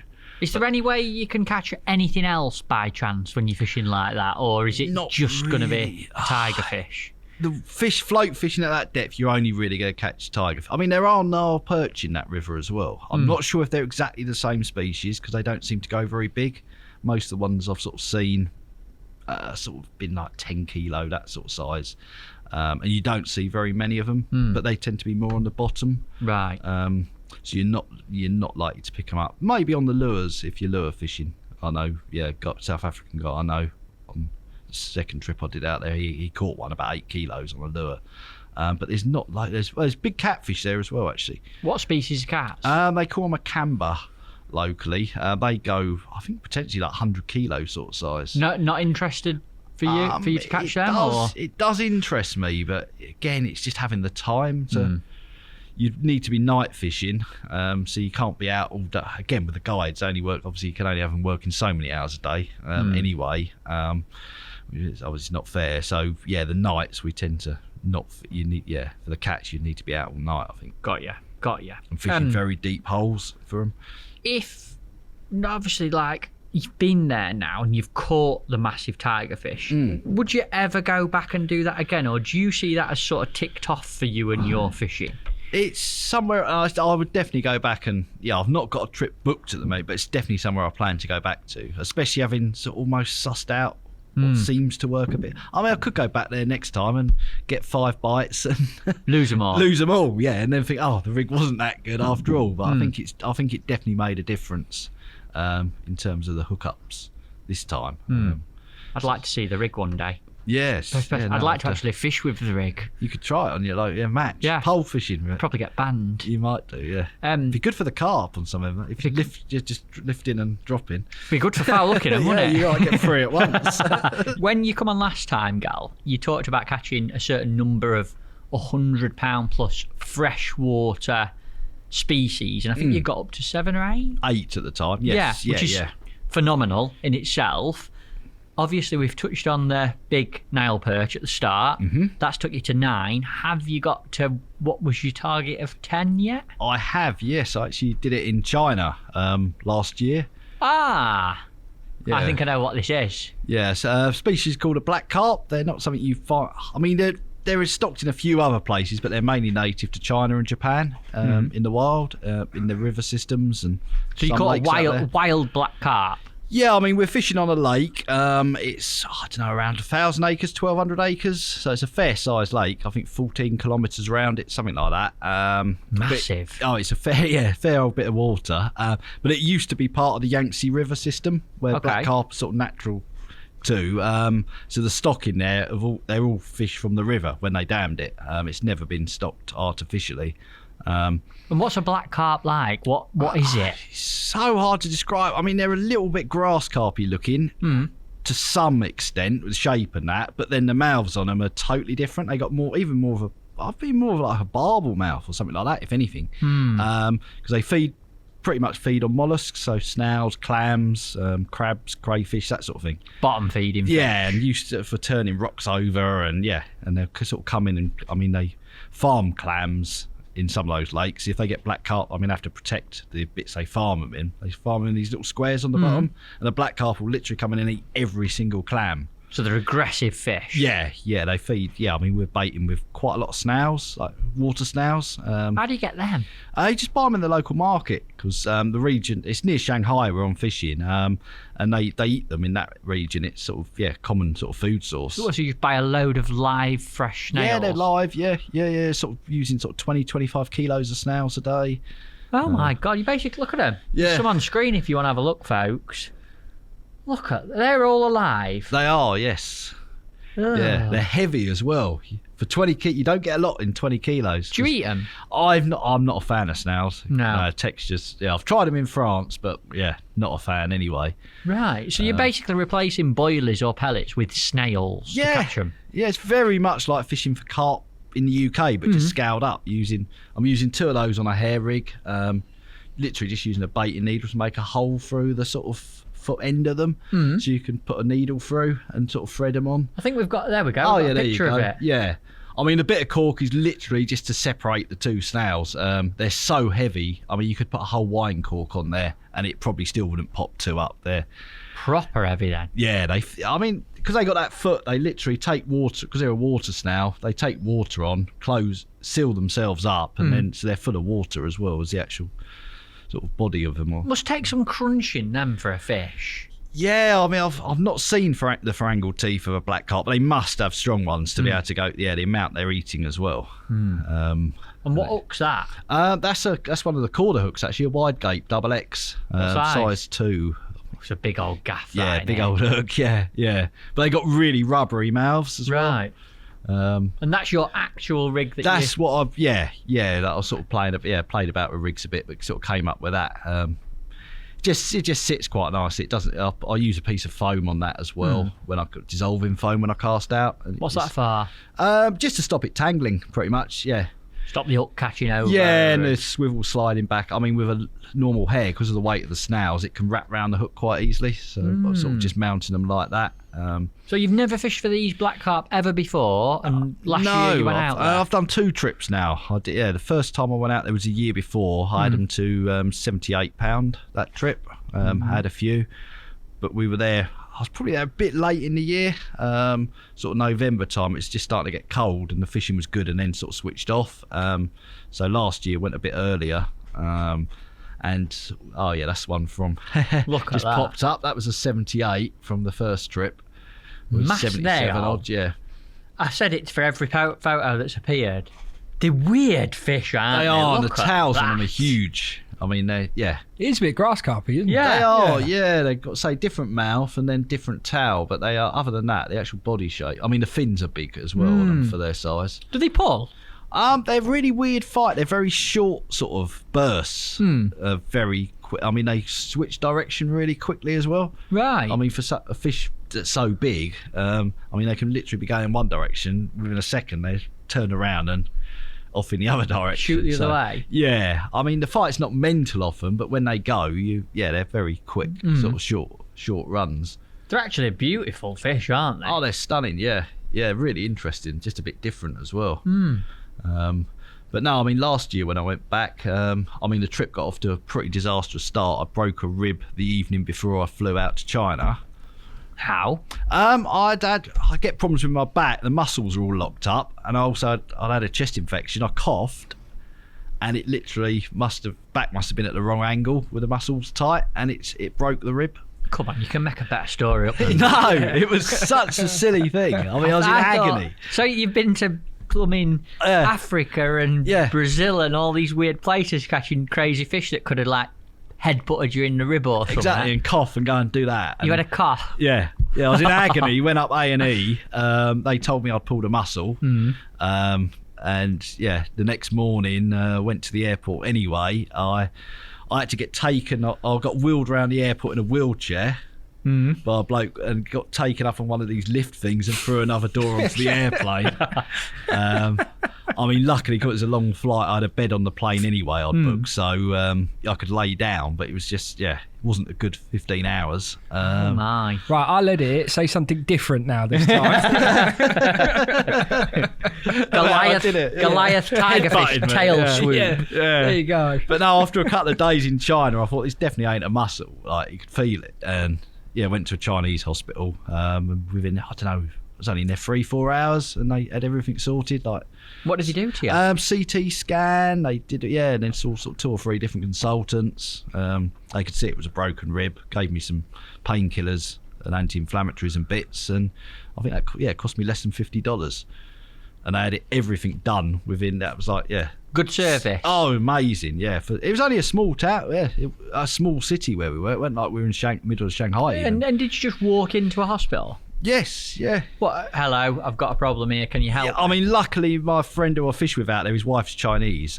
She's from Shanghai, so she came with me. But you could, it's open to anybody. I didn't get any sort of special treatment because of it.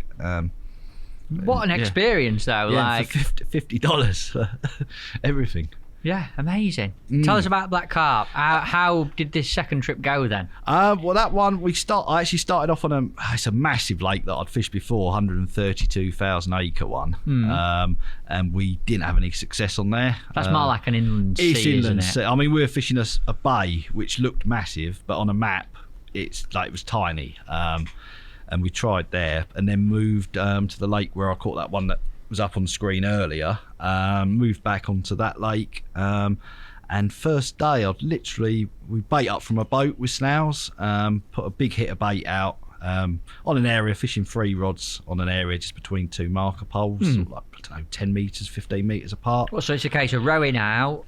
They've got a motor boat, so they bring it around once a day, and we use that. And then scatter bait everywhere. Scattering them in a line just between the 2 poles, and then just fishing on that. And I mean, I suppose after baiting up, I put 20 kilos of snail in. It was probably 2 hours getting the rod sorted and sort of bivvy up and everything. Did you cast to the spot or boat? Yeah, cast. Yeah, it's only fishing again like 45 yards, something like that. So not far out, 40, 45 yards.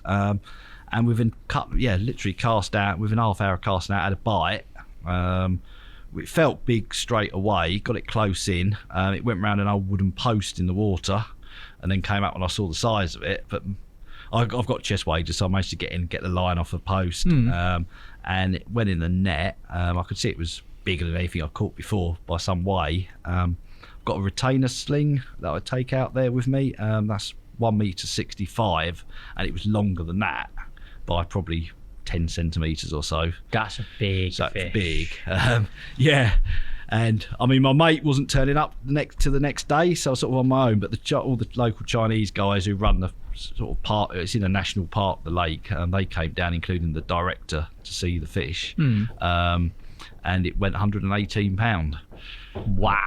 Yeah. Have you got photos of that? Yes. Yeah. Managed to get a couple. Yeah. It was. Yeah. Yeah. There's a couple of it on the. Look sling, at the literally. size of it.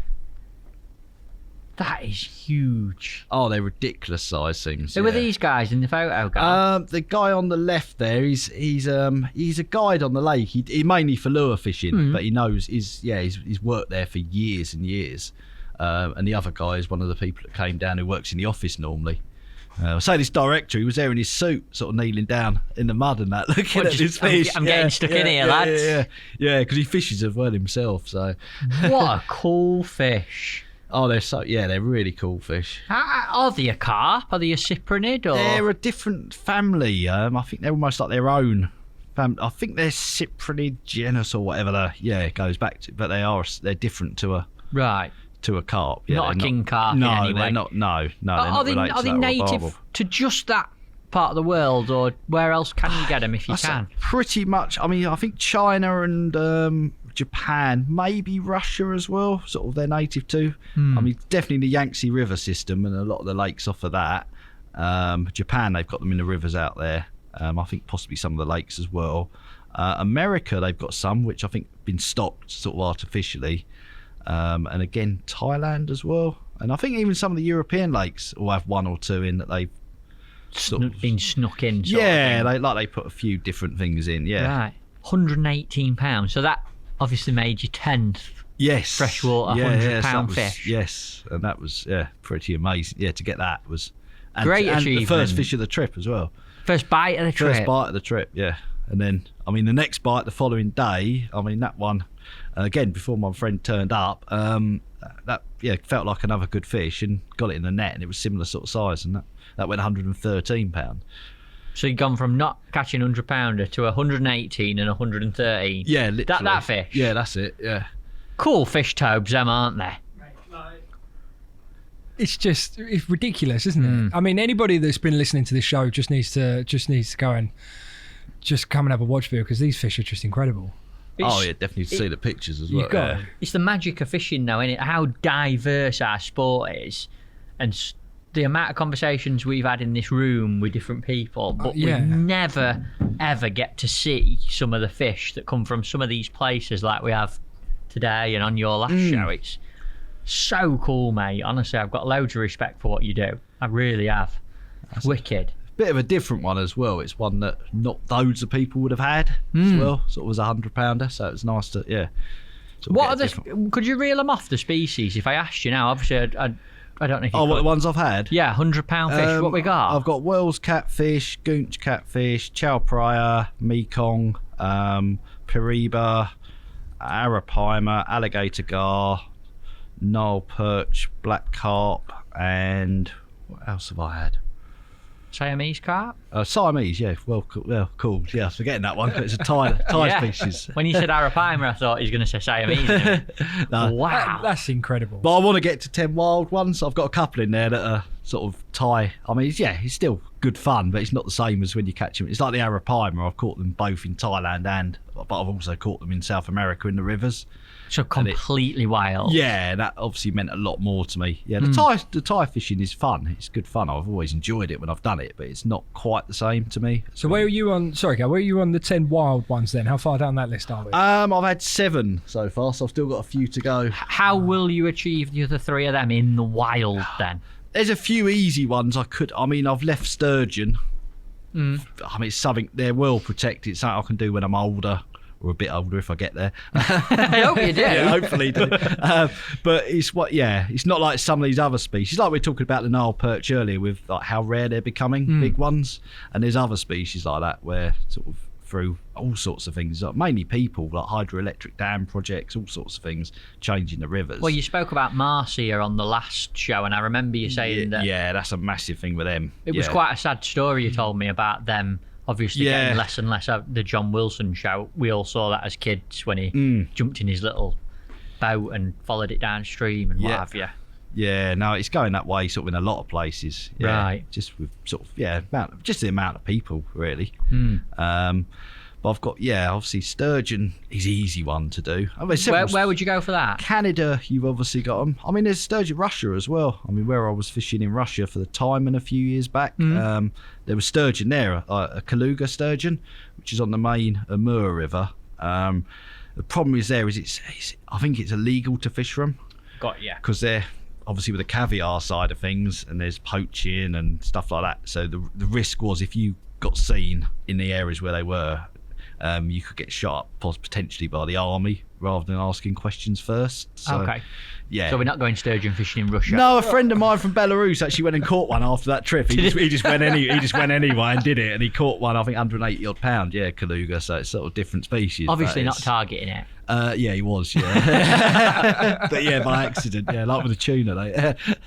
So if you don't get ate by a crocodile, you're getting shot by a Russian. That's it. Yeah. But there's other like the stingray in Argentina, like those massive ones that they get. I mean, they're fairly. You could go and catch one of those fairly easily. Any weird ones or any really difficult ones that you could potentially achieve? A Tigris barbel. I mean, now I've had the Goliath tigerfish. I mean, there's something I'll go and fish for again, but a Tigris barbel is probably top of my list now. And what are they? You find them in the Tigris River, which is sort of through sort of Iraq, Kurdistan, and the Euphrates River as well. So you're looking at Syria, a bit into southern Turkey, Iran as well. And is that over £100? Yeah, they go to well over 100 kilos.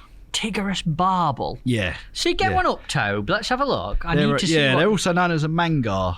You might find one Baghdad Fly Fishers Club. Yeah. Mangars. There was some of the Americans. So they used to have them around Saddam Hussein's palace to Crete. There was he had a lake in his garden, sort of in one of his palace gardens that had some big ones in, and the Americans were catching them when they were stationed out there. I think during the Second Iraq War. What? But they're massive. Like you don't ever associate that part of the world with fishing, do you? No, ever? No. A few here. Hang on, I'll find you. And it's they're such an interesting species. I told Gal the other day on the phone, Tobes. Oh my! Look at them. They are barbel-like. Yeah. Can you get a bigger picture on? Let me just have. They are very barbel-like, aren't they? Yeah. Again, a lot of them get kept for food. Is that the same fish that girl? Yeah, that's one definitely. Yeah. Lucio Bar. Yeah. Very cool fish.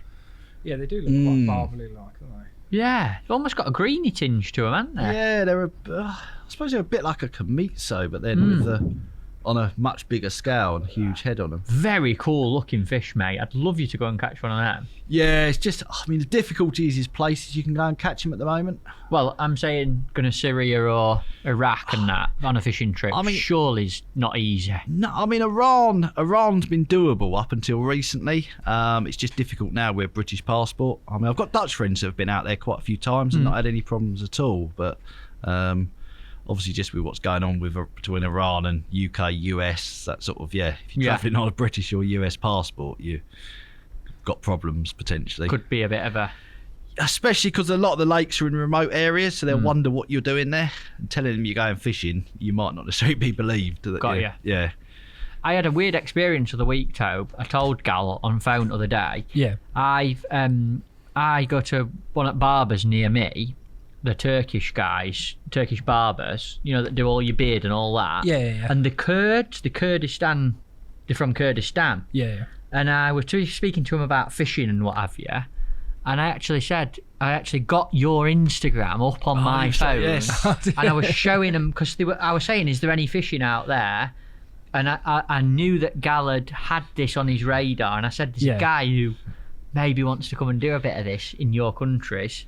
And I was showing him Gal's Instagram with all the cool fish on. And he was saying his granddad and his dad go fishing. Right. Wow. So mainly for food, like... Again, there's lots of carp out there as well. Yeah, normal carp, like our normal carp. So, but Kurdistan's definitely on my list to hopefully next year, or if not the year after. But it's fairly safe out there. It's just not much info. No one's doing any guiding. There's not anything...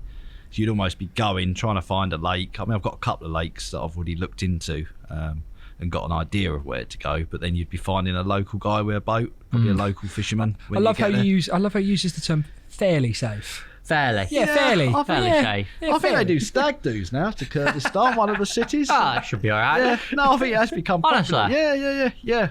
Right. Yeah, I can't remember. Mosul or one of the one of them has become quite popular. Iraq's still obviously iffy. I mean, that's possibly on the list as well because I think you can get to Iraq, so it's Flipping heck, Gala. Syria. Probably leave a few years just to settle down. Don't go to Syria fishing. Even southern Turkey isn't great sometimes. Some of those areas. So yeah. Wow, You just have to be a bit careful. That'd be another podcast when you get back from there, though. If I would. back. If you got back from there. Whatever you do, don't cough and break a rib anyway. No, probably you stand out a lot of the time. So yeah, it's obvious you're not from there. I mean, if I'm in South America, I can maybe mingle in a little bit. Yeah, as long as I don't have to speak Spanish or Portuguese or something, you're fine. But then some other places you do stand out. Imagine if me and you went. Oh, you'd definitely stand out a lot more. Yeah. Matt and Gal's Fishing Gurus vlog to Iraq. Especially as you start talking, they're not going to know where you're from. I think they'd accept us, Gal. Even if they speak English, they're going to struggle. How good a film would that That would be make? good. Yeah. We're going to catch, what they call Tigris barbel, or mangar, also known as, We're going to catch a Tigris barbel in Iraq. You'd be one of them. They'd take you captive. They'd let you go within the hour, wouldn't they? They would. Yeah, Get rid of him. Have them back. I hope you can do it. And if you do, will you come back and tell us about it? Definitely, yes. Yeah. Fantastic. Yeah, so hopefully next year, if not the year after. Will depend. Yeah. Cool. Really cool. Have you ever done the Camisos?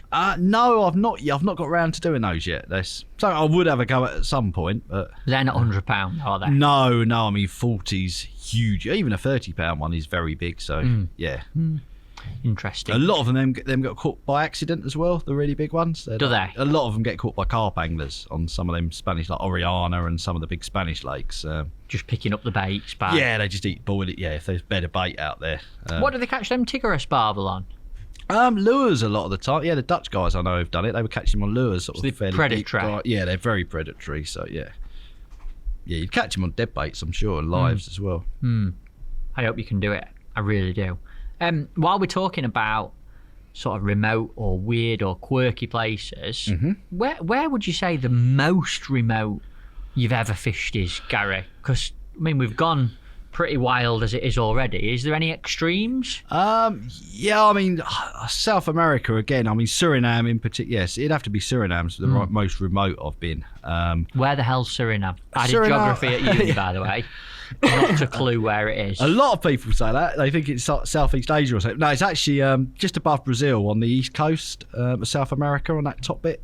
You've got French Guyana, Suriname, and what used to be British Guyana all sort of together. It's very small countries.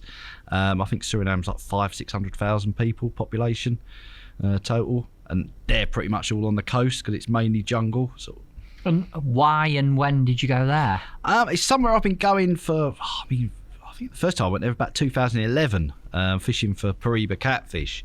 But there's other species there as well. There's some very big redtails on the Quarantine River, which is on the border with Guyana. I'd fished it lower down previously for Piranha, but you're sort of limited how far you can go by a big waterfall. But I did a trip a couple of years ago now, above the falls. I mean, it's 6 days travelling to get up there. From leaving the UK to actually starting fishing. 6 days? Yeah. That's longer than like an Arctic mission to get You one of got them your going. flight, you got to drive, you then got, I don't know, about a day and a half up the river just to get to the bottom of the waterfall. What, on a boat? By boat, yeah.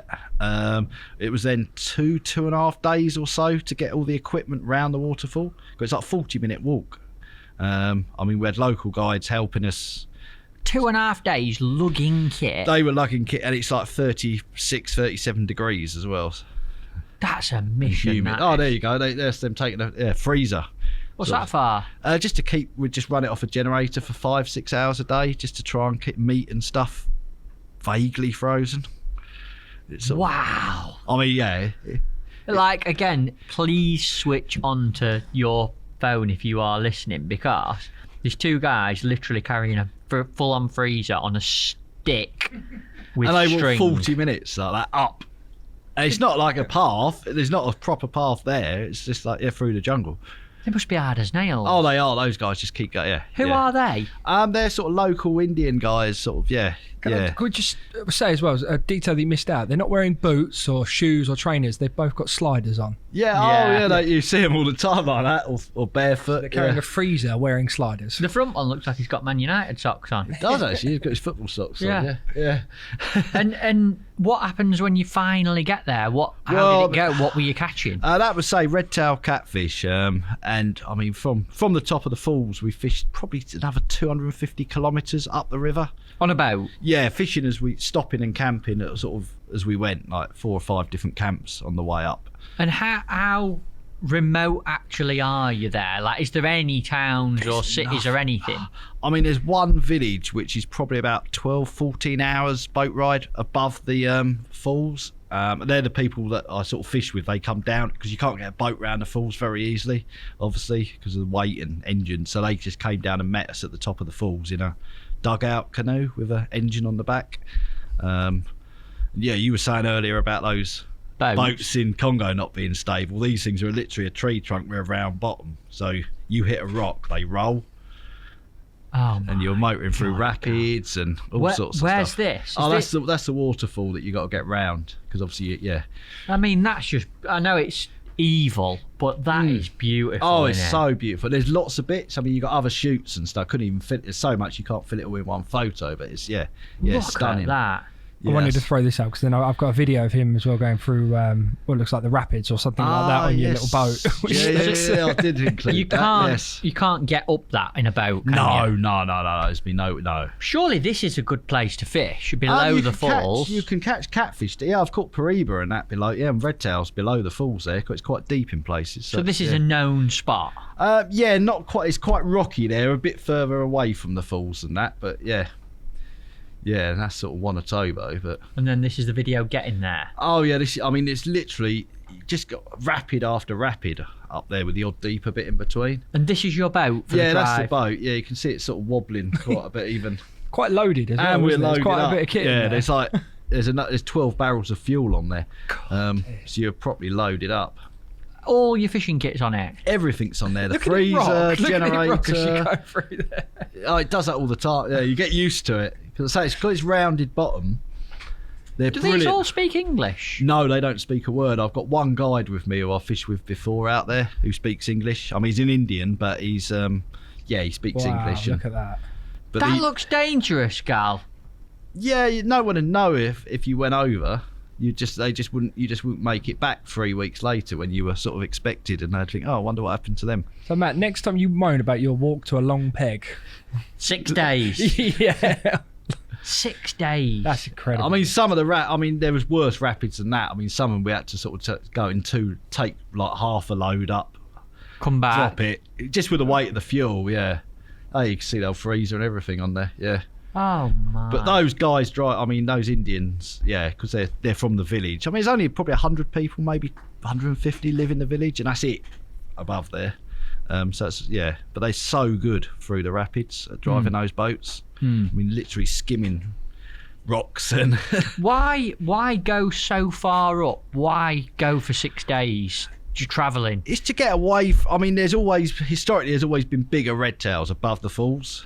You don't catch any Piranha catfish up there, but the redtails are bigger. Why, I don't know exactly, but and it's just nobody up there as well. It's just remote.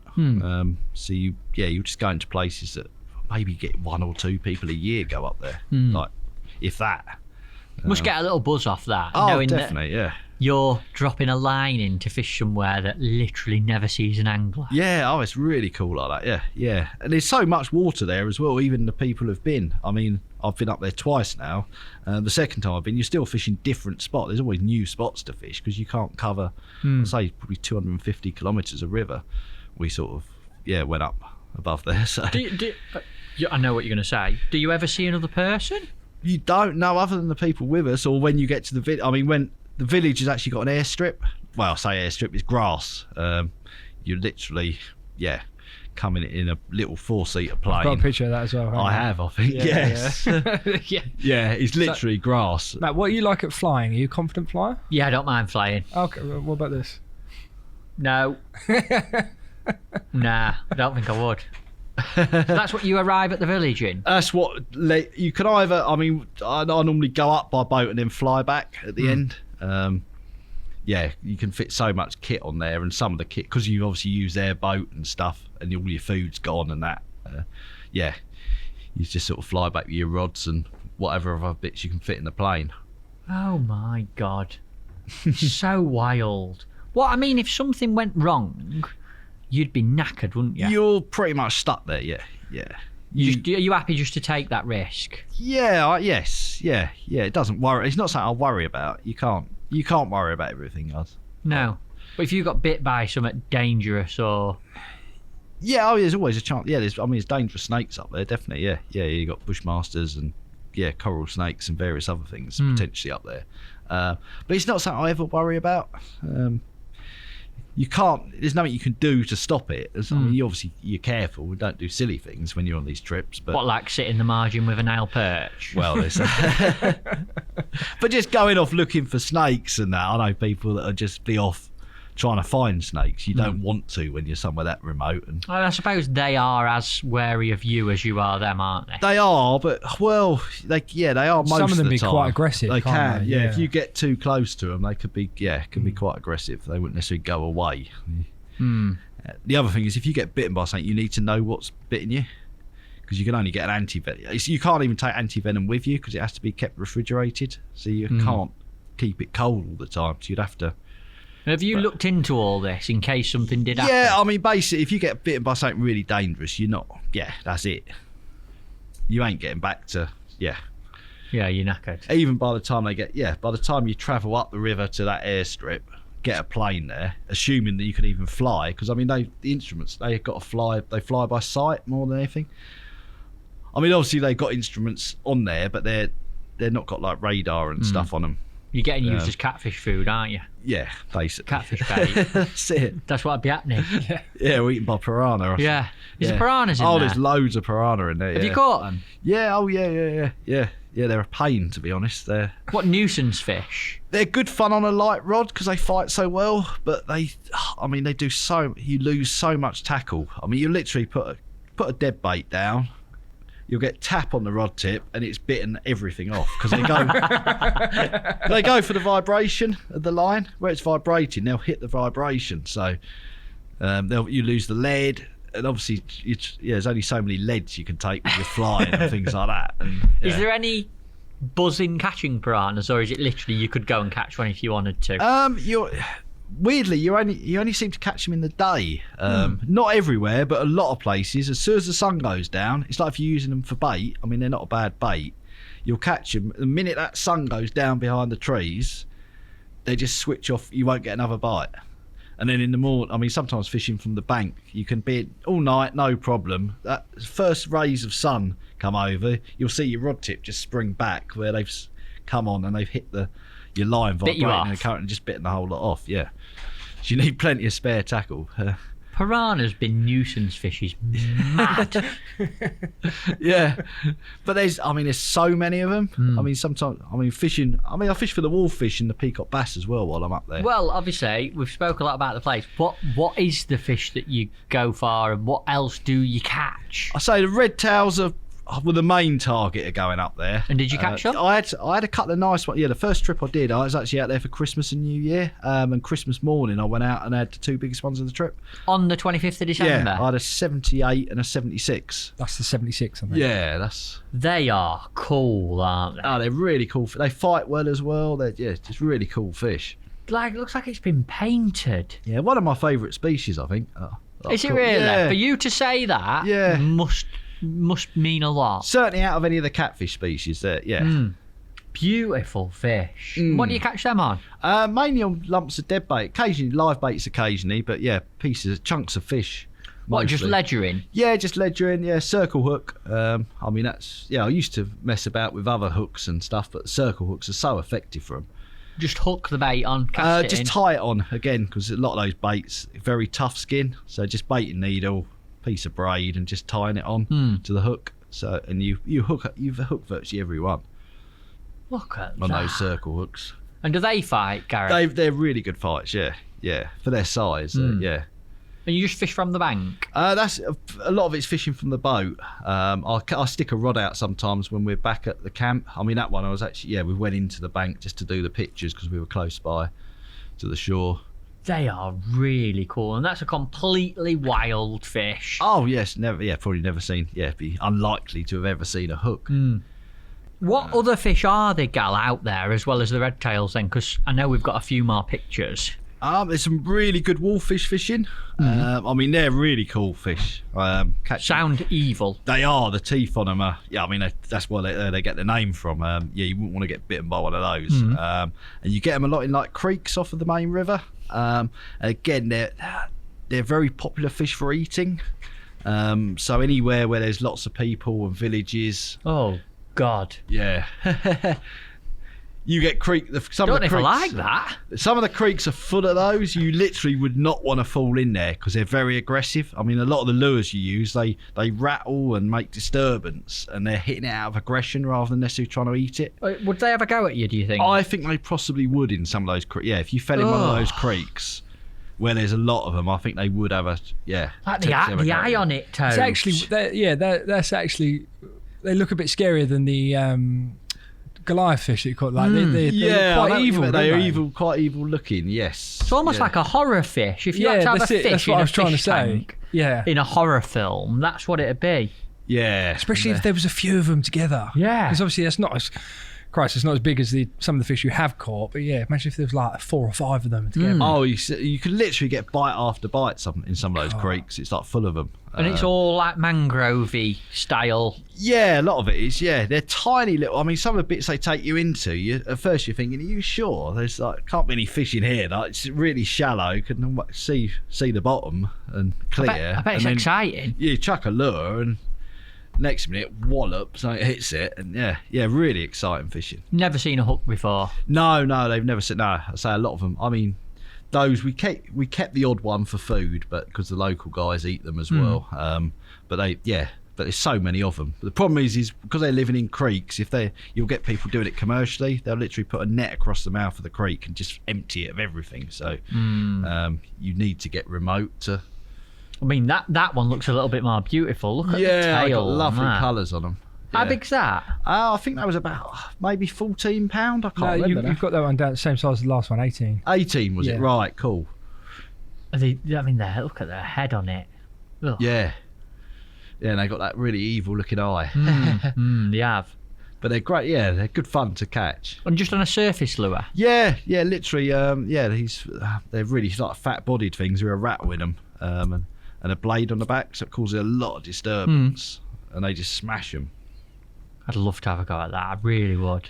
Yeah, I mean, so I do end up doing quite a lot of that sort of fishing, as well as the redtails. You find a creek with some in, and before you know it, half the day's sort of gone. Cool way. Good fun when you get into it. Yeah, I mean, there's not many people spend their Christmas holiday doubling up on £70 redtails and then floating lure fishing in a creek for wolf fish. No, probably not actually. Is there? No, probably not. It's cool. It's really cool. It's good fun. I mean, the peacock bass as well up there are good fun. What are they like? I've never seen one. They're a butterfly peacock. They don't go as big as the ones you get in Brazil and Colombia, but there's some good ones. Yeah, they're really pretty looking. There you go. Yeah, they got like the eye on the sort of tail and that. Yeah, a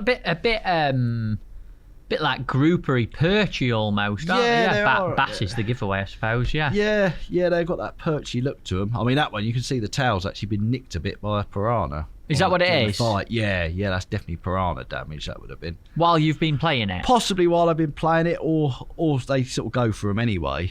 But that one was actually 1 ounce off the world record as well for. Was it really? Yeah, £12.8 that one. Yeah. You could have been a world record holder. Well, it was going sort of 12.8 to 13 on the scale, so I just settled for 12.8. That's that bit of tail.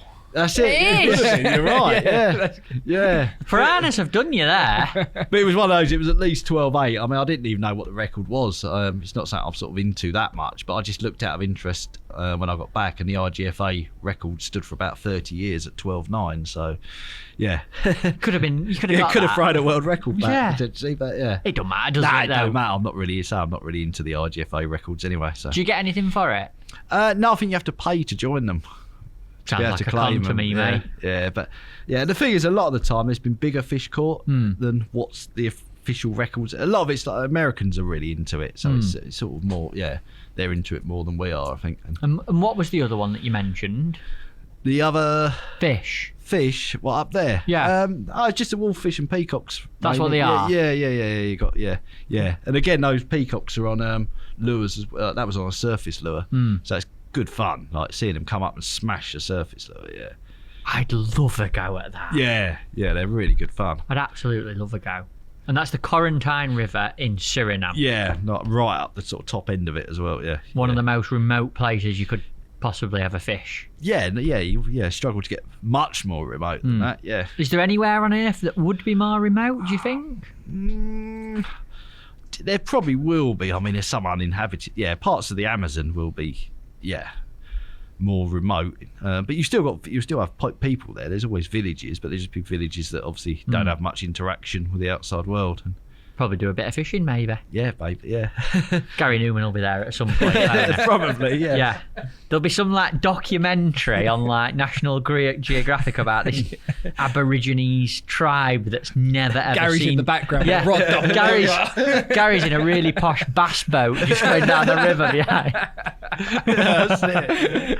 I'd love to see that. Yeah.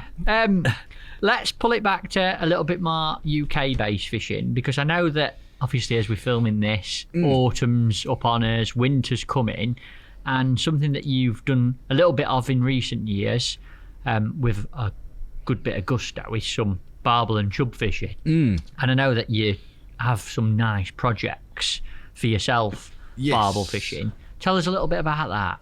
I mean, I do certainly I do a little bit through the summer, but the river, especially the Thames, tends not to be great in the summer, so it's more the autumn I sort of start. I mean, most of my fishing these days, it's sort of between the Thames and, I mean, I was doing a little bit on the River Colne, local to me, but the stretches I was fishing, I'd sort of caught barbel about as big as they go in there, and I was starting to get repeat captures. So how big? I had a 1510 was the biggest. Big old girl, ain't it? I think I'd had that when we last spoke. Yeah. I think I've just had that one that winter before. So, the last podcast we did, but I do a little bit of chub fishing still on the Colne, because there's some sort of decent ones. Sort of chance of a 6, maybe even a 7 if you get really lucky. Massive chub they are. They are, yeah, and it's local to me, like 20 minutes, half hour from my house, so it's easy just to go for a few hours in the evening. But the Thames, I mean, I mainly fish the Thames though. Spend a lot more time on there. How far is Thames for you, Gary? I can be on the Thames within sort of 40 minutes. Yeah, 35, 40 minutes depending on traffic. And I've got access to quite a bit of it from where I live. I can go sort of more in towards London, sort of Hampton Court, Sunbury, down the sort of lower Thames, or head towards the middle Thames. So it gives a lot of options. And how have you been getting on? Anything to report since we last spoke? Yeah, I've had some good fish. Yeah, I think I've had at least 4 different 15s out of there since we last spoke. I joined a new stretch a couple of 3 winters back now, and one of my first fish out there was 15, 14. Like, It's nearly 16 pounds. Yeah, it wasn't far off. Yeah. You say it very 15s, casually, don't you? I've had 4 15-pound barbel. Look at that. There it is. Is it blind? Yes, it's got a dodgy eye on that side. You'd recognise that one, definitely, wouldn't you? Yeah, I've had that one a couple of times, yeah. So you've caught that same fish twice? Yeah, I've had the same fish twice. Same weight? It was slightly, like ounces smaller, I think, the second time. Mad that you go to the River Thames. That fish could swim anywhere in the Thames and you catch it twice. Yeah, I mean, that was more towards the back, sort of February time, early February, I think that was. I think they're moving about less. So yeah, it didn't surprise me that much to get it again. But beautiful fish though, mate. They're cool fish. Look at the depth of it. Yeah, it's got that build of one that could go really, really big. It's got that same sort of look. I mean, the one I had a few years back at just over 20, it's got a very similar sort of build and look to it as that fish. What's the age of a fish like that likely to be? Do you know? I don't know. I mean, I think barbel can go sort of 20 years or more. Yeah. It's probably quite an old one. Quite often they reach their sort of top weights, and then they're around at those weights for quite a few years. It could be around that sort of top weight 10 years or so. So they stay at the prime for quite a long time. They seem to, yeah. And that's at night there. What is that the best time to target big uns, or is it? I get very few bites during the day on the Thames. Very occasionally, I might get one sort of hour or so before sunset. But most, you could get one out the blue every now and again, but it's more than 90%, I'd say, is night time. And why is that, do you think?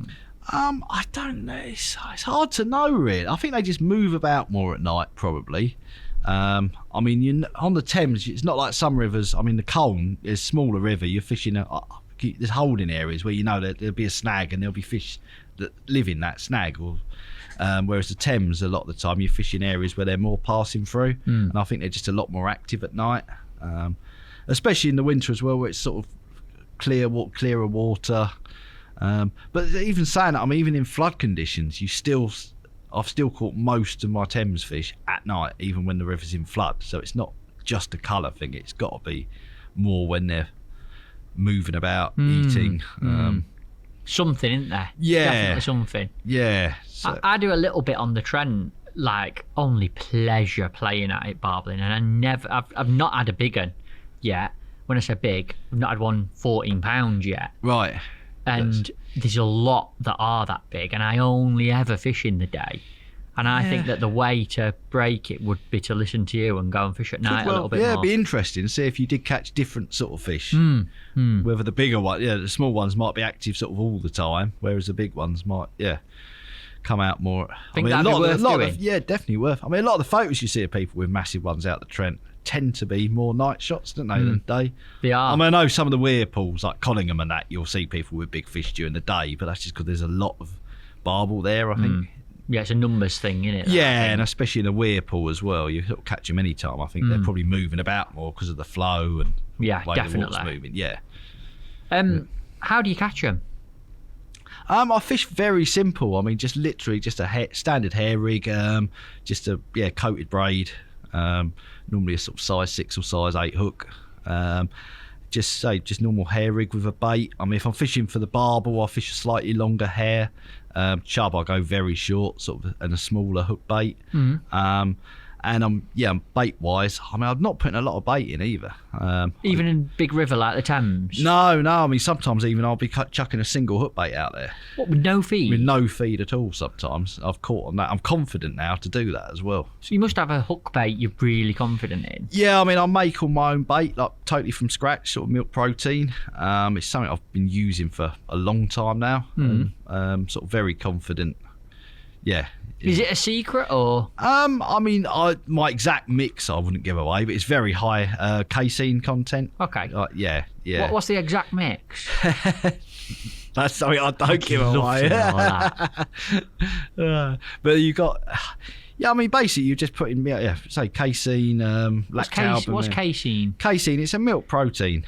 You get acid casein and rennet casein. It's basically how they extract it from the milk. And does it have a smell or does it have a reaction? It's got a slight milky smell. It's very high in protein, and high nutritional value. Amino acids as well, good amino acid profile. And then, I mean, I use other milk proteins. I say lactalbumin I use, which sort of helps bind it and also puts the skin on the bait. Because again, with milk proteins, you don't want to be boiling them for long. Why is that? It's like with food, it just denatures it. Yeah, like with food, you boil vegetables for ages.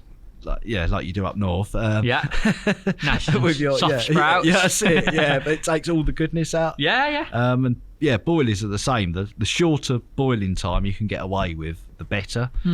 But you have to. I mean, you obviously have to adapt that depending on nuisance fish and time of year. I mean, in the summer on the Thames, you put soft baits out, you just get annihilated by roach in no time at all. So you need a firm hook bait. Yeah, you do have to make them a bit firmer, which you can either do by boiling them longer or putting sort of more lactalbumin in or something like that, which puts more of a skin on it quicker. So you're not fishing with like a big, smelly, horrible, barbely bait that's often associated with them fish? No. I mean, I do flavour the baits. They got a flavour in there and an essential oil as well, or mixture of essential oils. But are they the secrets you're not going to tell us? Well, I'm not telling you those. You maybe sneak one to me when we turn the cameras off. Yeah. Oh, I take you for lunch. I'll give you a bait. Would you? Yeah. All right. That'll do. That'll I'd do. like to see them. I would love to see them. Yeah. I'll bring some. Yeah, I have to bring some in sometime. So they've got essential oils in and a slight flavour. Yeah, I mean, literally, you're basically giving the bait a label just so the fish recognise it. They then associate that taste or smell, whatever you want to call it, with the bait and the part being high protein and sort of good for them. That's the theory, anyway, behind sort of the whole milk protein, HMV, high nutritional value baits. It's basically the fish associating it with being good for them. And they tend to get better over time. I mean, if you're keeping trickling, I mean, I bait up with very small amounts of bait. I mean, I bait up at the end of when I'm fishing generally. I mean, I might put little small PVA bags out when I'm fishing, which tend to be... I basically just, the paste that you make up with eggs and everything in your base mix, just flatten it, boil it, and then just cut it into strips so it's still pasty in the middle, and just put some of those in a PVA bag. But then even at the end of a session, I'm baiting with 6-8 boilies or little balls of paste in a swim, which is enough. It. Yeah. It's just getting them to get a taste of it and to recognise it. It's one of those baits as well. You go back to a stretch after a couple of years sometimes and chuck one out and you'll get a bite.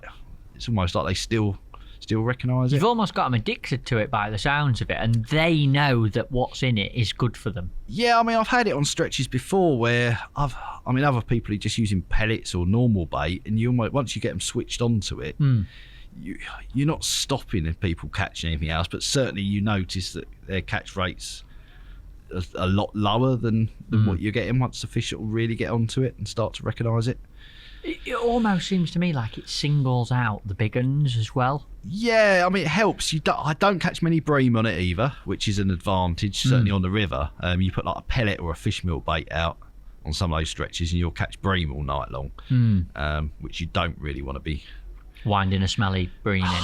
Not when you're not fishing for them, no, or you're doing a night after work and don't want to be up all night catching bream, which are generally of a size that sort of fight or do a lot.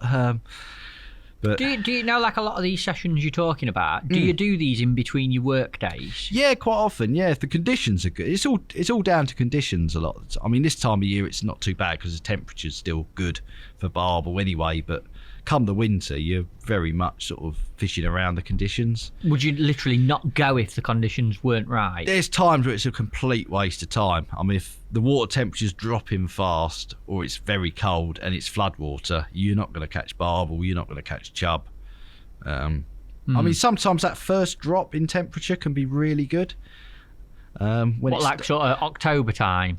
But even through the winter, if you've had a warmer spell and like frosts come in, even like the second or third night of frost can still be good. It's like the fish know that bad weather's coming. I mean, the Thames more so than anything, I've caught when the temperature's been going down for like 2 or 3 days on the trot and still caught just before really bad weather arrives. It can be a really good time.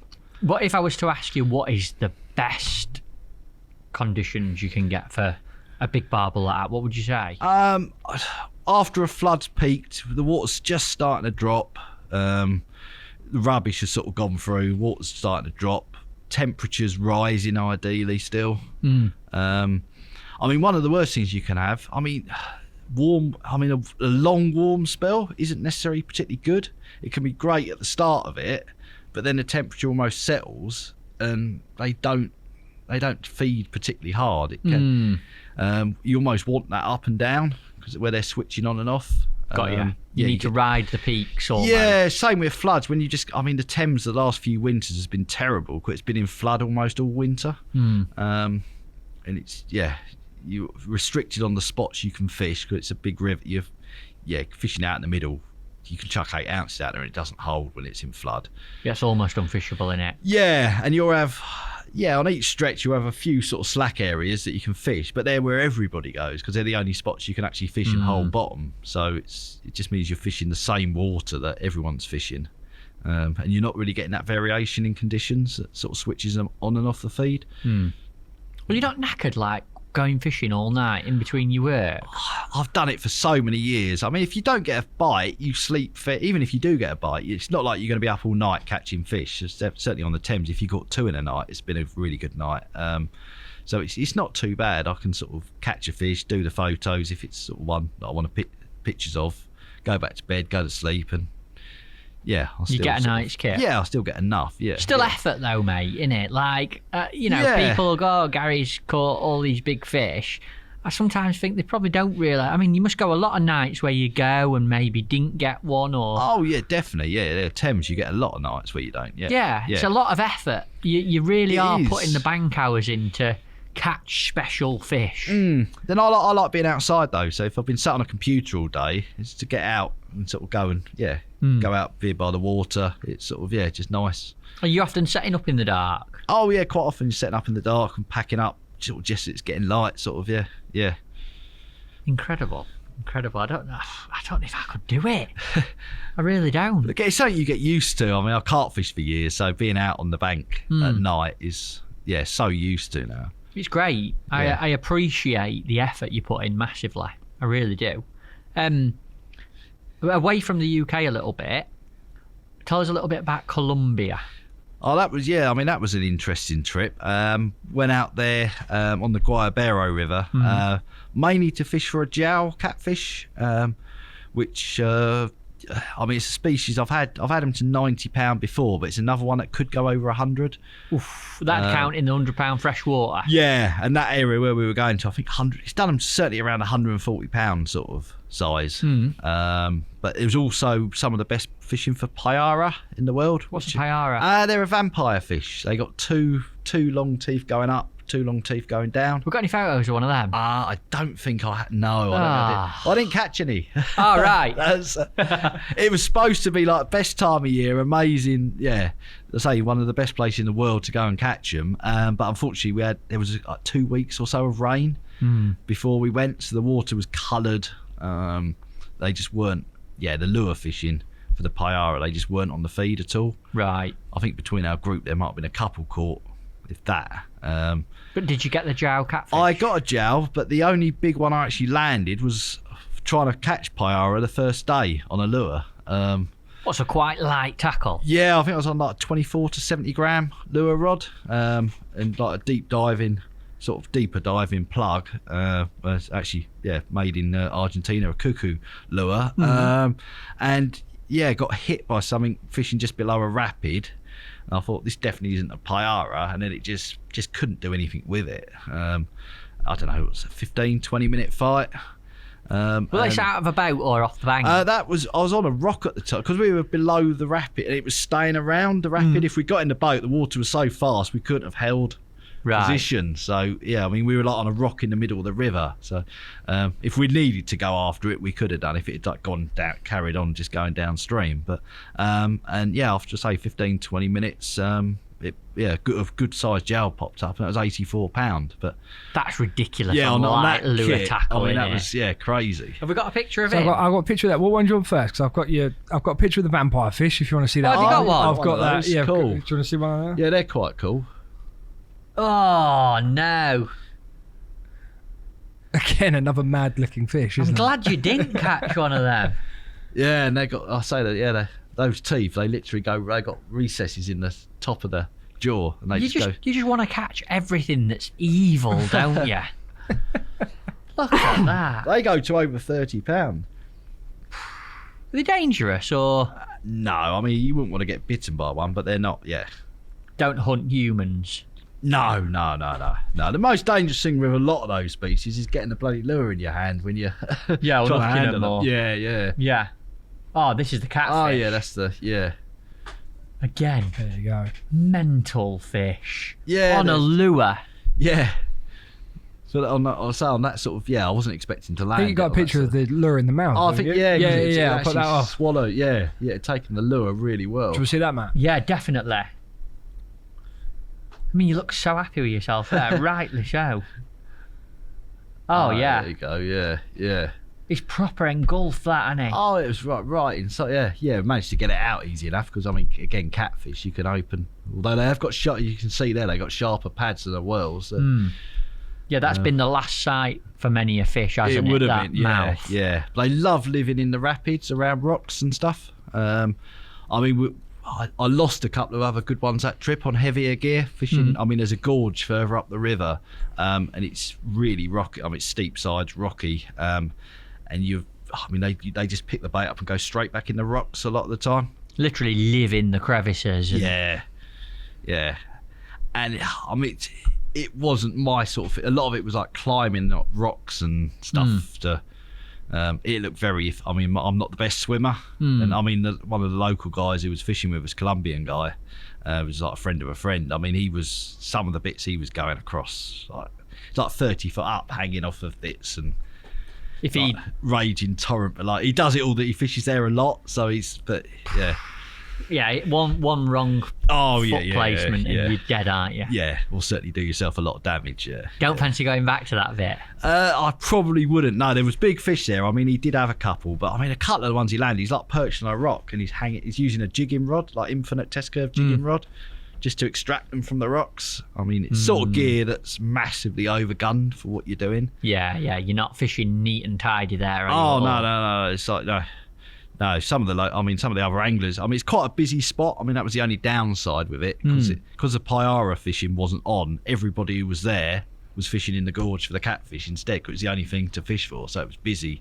Like one coming in, in fact, one of the busiest places I've fished. I bet Colombia's a strange place to go to, isn't it? It's very interesting. Yeah, I mean, these days it's pretty safe in general. I mean, Bogota, I was there for a few days just walking around, and that was absolutely fine, no problems at all. I mean, the area where we were actually fishing, I didn't even check before, but it's on the it was on the Foreign Office red list because I think it's just like a big sort of narco area, sort of drugs gangs and one of their revolutionary groups, FARC, as well, sort of been quite active in that area recently. I think the drugs gangs are still. Yeah, I mean, when we were there, it's a tiny town, place called La Macarena, where we sort of flew into, and you got the army patrolling, and but like in full, like people with sniper rifles, machine guns, like patrolling the streets. And you're just going to catch catfish? Yeah, just going out there to do a bit of fishing. You couldn't night fish. You couldn't be on the river at night. Right. But I mean, the people in the town were really friendly, and never saw any trouble. No, never saw any signs of no. And the soldiers and that were friendly, and everyone was friendly. But they have had a lot of problems sort of in the past. Have you ever had like a near-death or danger experience on any of your trips, Gary? Not particularly. No. I've had things go wrong before, but never. Like what? I mean, Guyana, we lost all the boats the first night. We'd gone a long way upriver where our guides hadn't even been before, and it rained heavily overnight. And down where they live, lower down where their village is, the river might come up 6 inches a foot because we were a lot further up and it's narrow. It came up 4 foot overnight, and where we pulled the boats, we literally turned up on dusk, just hacked a camp out the jungle for the night, pulled the boats up. And one of my friends woke up about 4 a.m. because he always gets up early and started shouting all the boats are gone. We thought he was on a wind up and all the boats had gone. Floated off downriver? Yeah. Loads of stuff had, yeah. Did you get it back? Luckily I think one of the Indian guides with us, I mean, they're just they're amazing swimmers. He jumped in the river in the dark and just swam off to look for... And then after about 10-15 minutes, we heard an engine fire up. So he found one of the boats, a rope had caught on a tree. And he went off in the boat, found the other 2 boats. What are the chances came back. of that? The problem was we had all the fuel because it was big barrels, but all the oil to mix it for the fuel, a lot of that had floated off. So for the next sort of 2 weeks or so, 3 weeks, we were finding stuff here, there and everywhere, like plates and just stuff floating, and where it just got stuck. That's an adventure. It was, yeah. I mean, the problem was we had no satellite phone, and we were there for, I think, 3.5 weeks that trip. No one would have missed us until we didn't arrive back. So we'd have just been stuck there with. That's the thing with that kind of trip. No one knows you're gone until well after you've gone. No, I mean, sometimes we take a sat phone, but you can't always get a good signal even on those some of those places. They're that remote and such little satellite coverage. It's so cool what you do. It really is. I've got to ask this because I can relate to this in my fishing or our fishing as well. Out of all the journeys and adventures, and you put all this time and effort and travel and prep into your fishing that you do, yep. Whether it's in the UK or travelling thousands of miles abroad. Mm-hmm. Have you ever gone after a big fish or a target fish, or put a load of time and effort in and hooked a massive fish that's, you know, fish of a lifetime for you, and lost it? Has that ever been, have you got any like haunting memories or anything that stands out where you think, I've lost something that I really wanted? I mean, probably, I a big marseer down in the south of India. I lost one down there, sort of 75 to 80 pound sort of size, right at the rod tip. Just a hook pull? No, it cut me off. I had one last dive down. I'd been playing it for about 20-25 minutes. Got it all the way in. It'd been up on the surface, literally almost within fingertip touching distance of the guide. He just couldn't quite reach it, and it had one last dive and cut me off on a rock, like literally underneath my feet. And we'd seen it off on the surface. It'd come up. It was laying on the surface, just out of reach. And yeah, that would have been 75, 80 pound sort of size. I probably did, I don't know, 10 trips down there, and my biggest I landed was 52. So it was, yeah, that one definitely Significantly bigger. Yes, yeah. I mean, yeah, in the UK I've lost fish. It's difficult. Yeah, I mean, I've lost some good fish in the past, sort of big carp and various things. I'm not someone that tends to dwell on it though. I don't blame you. No, it's one of those things. I know some people get really annoyed when they lose a fish. That's why I wanted to ask you, because I thought, yeah, no, it does. You know, if you I've go to done these- something silly that's cost me the fish, then I'll be annoyed with myself. If it's just bad luck, I mean, like that one that cut me off on the rock. There's nothing I could have. If I clamped down on it, it'd probably have broken the line or cut me off anyway, because it's all sharp. It just happened to go on. Yeah.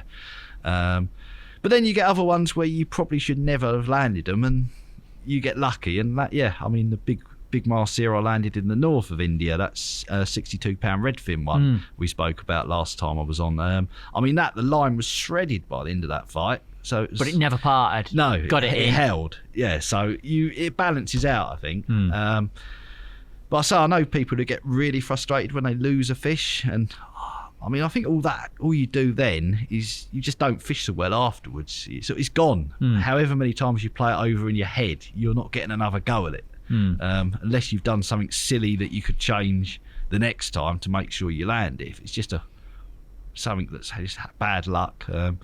I mean, hook pulls, you're never going to land every fish. No, of course you're no not. matter how good your rigs are or how good the tackle is, you just got to accept that you're going to lose something. You're going to get good luck and bad luck in fishing, I think. Yeah, whatever happens. yeah, definitely. I mean, sometimes when you have your almost worst sessions in terms of, I mean, I've had sessions where everything goes wrong.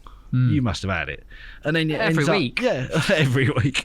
But you do, don't you? You get like literally everything you touch goes wrong, and then sometimes I've had sessions like that where you end up catching a really good fish off the back of it. It's almost like the fishing gods are looking down on you. Yeah, innit? someone, yeah.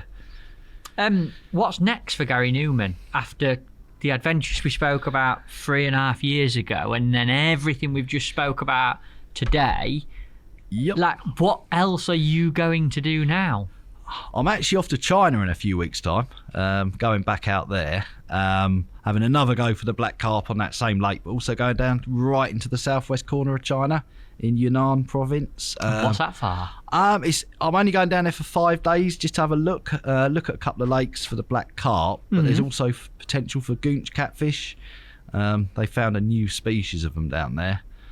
Because I mean, that part of China is right on the borders with Burma and Laos, and you've got the Mekong River, the Salween River and the Yangtze River all flow down through that province. That sounds like a fishy spot. Yeah, so I mean, it's not somewhere that's getting fished, but you just don't know what could be there. I mean, even with these goonch, I think they've literally only had like 3 or 4 of them in their scientific studies, where they've identified them as a new species, but it's possible they're viable to go and fish for. So That'd be cool. yeah, that's definitely something that's on the cards. Yeah, I mean, China, I love going out there anyway. Yeah, Kurdistan, as we spoke about, I'm hoping to get out to. That's exciting. I'd love you to come back in after you've been there, because that part of the I'm hoping to world get there. and It's just fishing. totally different again. Yeah, different part of the world to what I've been to. I'm going to Nepal in end of March into What's that April. for? Marseer fishing. it's sort of like a competition, but the Nepalese government have invited a few sort of Marcia anglers there to come and have a And you're one of them? Yeah. Got sort of an invite to go along and sort of fish. That's special, mate. Yeah. Be rafting down a couple of rivers as well. So, are you going to do some photos and document it while you're there, or? It's more just for the. I always take a few pictures. The problem is often that you're so concentrating on the fishing, trying to do pictures as well. Do a few so you can come and show us. I'll definitely. Anything I'll Make sure you catch do. or some scenics and stuff like that. Definitely. Yeah. And then possibly Bolivia next year as well, if Kurdistan doesn't go ahead. Where's Bolivia? Sort of centre of South America, sort of east of Peru, And that's down in from search Brazil. of what? That's for jowl catfish, but there's also golden dorado there, and quite a few different species. There'd be quite a lot of lure fishing for those, and then fishing on bait for the catfish, and a decent chance of £100 one. Another one off the species list. Yeah. I mean, a jowl I'd really like because I had one in Guyana quite a few years ago now that we weighed what was left of it at £90. It'd been hit by piranhas badly. On the way in? Yeah, like all the stomach eaten out. While you're playing it? Yes, yeah. Literally, it surfaced. It was fine. Went off for another 2 or 3 minutes. Came up and it was just blood everywhere, and it had been absolutely mullered by black piranha. And what was? It was dead. It was on its last legs because it had been so much of it had been eaten. And what was left weighed £90. So it was probably was £100 plus one when I hooked That is it. a mental thing to happen. They're ridiculous. £100 fish got eaten by piranhas while you're playing it. They're crazy. Yeah, they're mad things. I mean, you get bitten off by them sometimes as well. You can be playing a fish, and again, where your line's going through the water, they sense the vibration and movement and hit the line. So you could be playing a big catfish or something, and next minute the line goes slack. And Piranhas. yeah. I don't like the sound of piranhas. No. Sound horrible. If you waited 4 or 5 days for a bite, and Yeah. That's not to the go one. and lose a fish that way is not great. No, it's not. No. It's not. Before you make your way, Gal, did you bring a gift in that we can leave behind for this show? I did, which might be a bit different. I've actually got one of my rigs. Ah, is this the tigerfish rig? It is indeed, yes. Look at that. Where are we? If I can get it out of there. So this is the rig you developed when, Yes. obviously the one that. Yeah. God, look at that. Look at that. Yes, but that's actually had a tigerfish on it, so yeah. So one of the big tigers we Yeah. saw. Yeah. This is the rig that would you have been, caught I think it that on. would have been the £43 one would have been on that, yes. The size of that. I see exactly what you mean now. Flipping it, Gal, they're not coming. No wonder you didn't lose any. Look at that, folks. But they're so good at avoiding hooks generally. Well, I mean, they're going to. you'll see them. Some people put 5 or 6 trebles on. I've seen rigs like down a bait, and it'll get you literally get smashed, bitten in half. What wire's that? That's 96, 48, yeah, £96, I think, something like that. And this is the front hook that you talked about putting Yeah, through that's the eye socket. Well, or- you actually put braid through it, and then you loop a braid, and you put both ends of the loop over the point, and then you spin the bait on the hook, so it tightens it up. Go back through the middle, spin it, Got you. and then so you're fishing on like a short hair, basically. I mean, them trebles are so strong. They're a 3.0, yeah. I mean, they're sharp, yeah. Yeah, they're razor sharp. Yeah, those. they are Yeah, evil. yeah. That is so cool. I mean, you try and walk around with one of those rigged up on your rod, it gets caught on everything in sight, yet you get a tigerfish take it sometimes, and they get away with they it. get away with it, yeah. What kind of hook's that? That's a Maruta, that's a catfish hook, yeah, like an eagle wave. Yeah, size 8.0, I think that, yeah, 8.0. I mean, you got 3 crimps on every attachment. That's just for, and I've got that loop thing. Yeah, and That's a just loop. for security, yeah. I mean, it shouldn't slip, but it's just to make sure. Well, you've made sure. I mean, that little loop thing I do, that really helps because it just locks down on itself if the crimp ever does slip. It's like a strangle knot, innit? Yeah. That is going to look so cool and massively out of place. It'll look different to a pole float Yeah. or like one of your size 20s or something. Bob Nudge flat float rig. Yeah, yeah. We've got this. Look at that. Well, thank you for coming in again, mate. I genuinely, and I said this to you when we did a little bit of planning on the phone, I love talking to you about fishing. You give me massive fishing envy. Oh, that's always nice. Because I feel like I'd love to come and do some of what you do. You and should when you get a chance. I know you get difficult with your match fishing side of things, but yeah. I mean, like for people listening, the stuff that we've spoke about, if people are inspired by what you've had to say, whether it's anything from your Tench and barbel fishing in the UK through to having a go and catching a tigerfish. Yep. If they really wanted to do it, could they do it? Yeah, I mean, all that sort. Yeah, it's all doable. Yeah. Just drop Gary a message and he'll sort it out for you folks. I'm always happy to share info. I mean, yeah. Well, I mean, some of it's not silly expensive. I mean, like the black carpfish China's not crazy prices. People could go and have a pot. It's viable to do. Yeah. I mean, some of it, obviously, some of it's more pricey. Sort of if you're going somewhere like Uganda for the Nile perch, but yeah, it's not always stupid prices. Well, it's fishing that is literally you're going to do it once in your life. Yeah, a lot of the time. Yeah. It's incredible. I want to plug it as well for Gary, because anyone that's enjoyed his stories, he does a lot of writing that's on our website. So some of these stories and a lot more are all on there as well. So if anyone wants to keep up with Gary's fishing over the next year, that's where you can find it. Yeah, there'll be loads of stuff going on there. But thank you, mate. Really appreciate it. It's been really enjoyable, yeah. Like I said, great chatting. I'd love to come fishing when you're a little bit more. We say it every time. I know, it's getting around to it. We should make a bit more time to do it. We have to do the Trent or something. Yeah, stuff that. Let's go to Uganda. Yeah, that sounds better. Yeah. Thank you, mate. Cheers, Loved Matt. it. Yeah, no, Thank really you, good. mate. Enjoyed Thanks, that. mate. Yeah, cheers.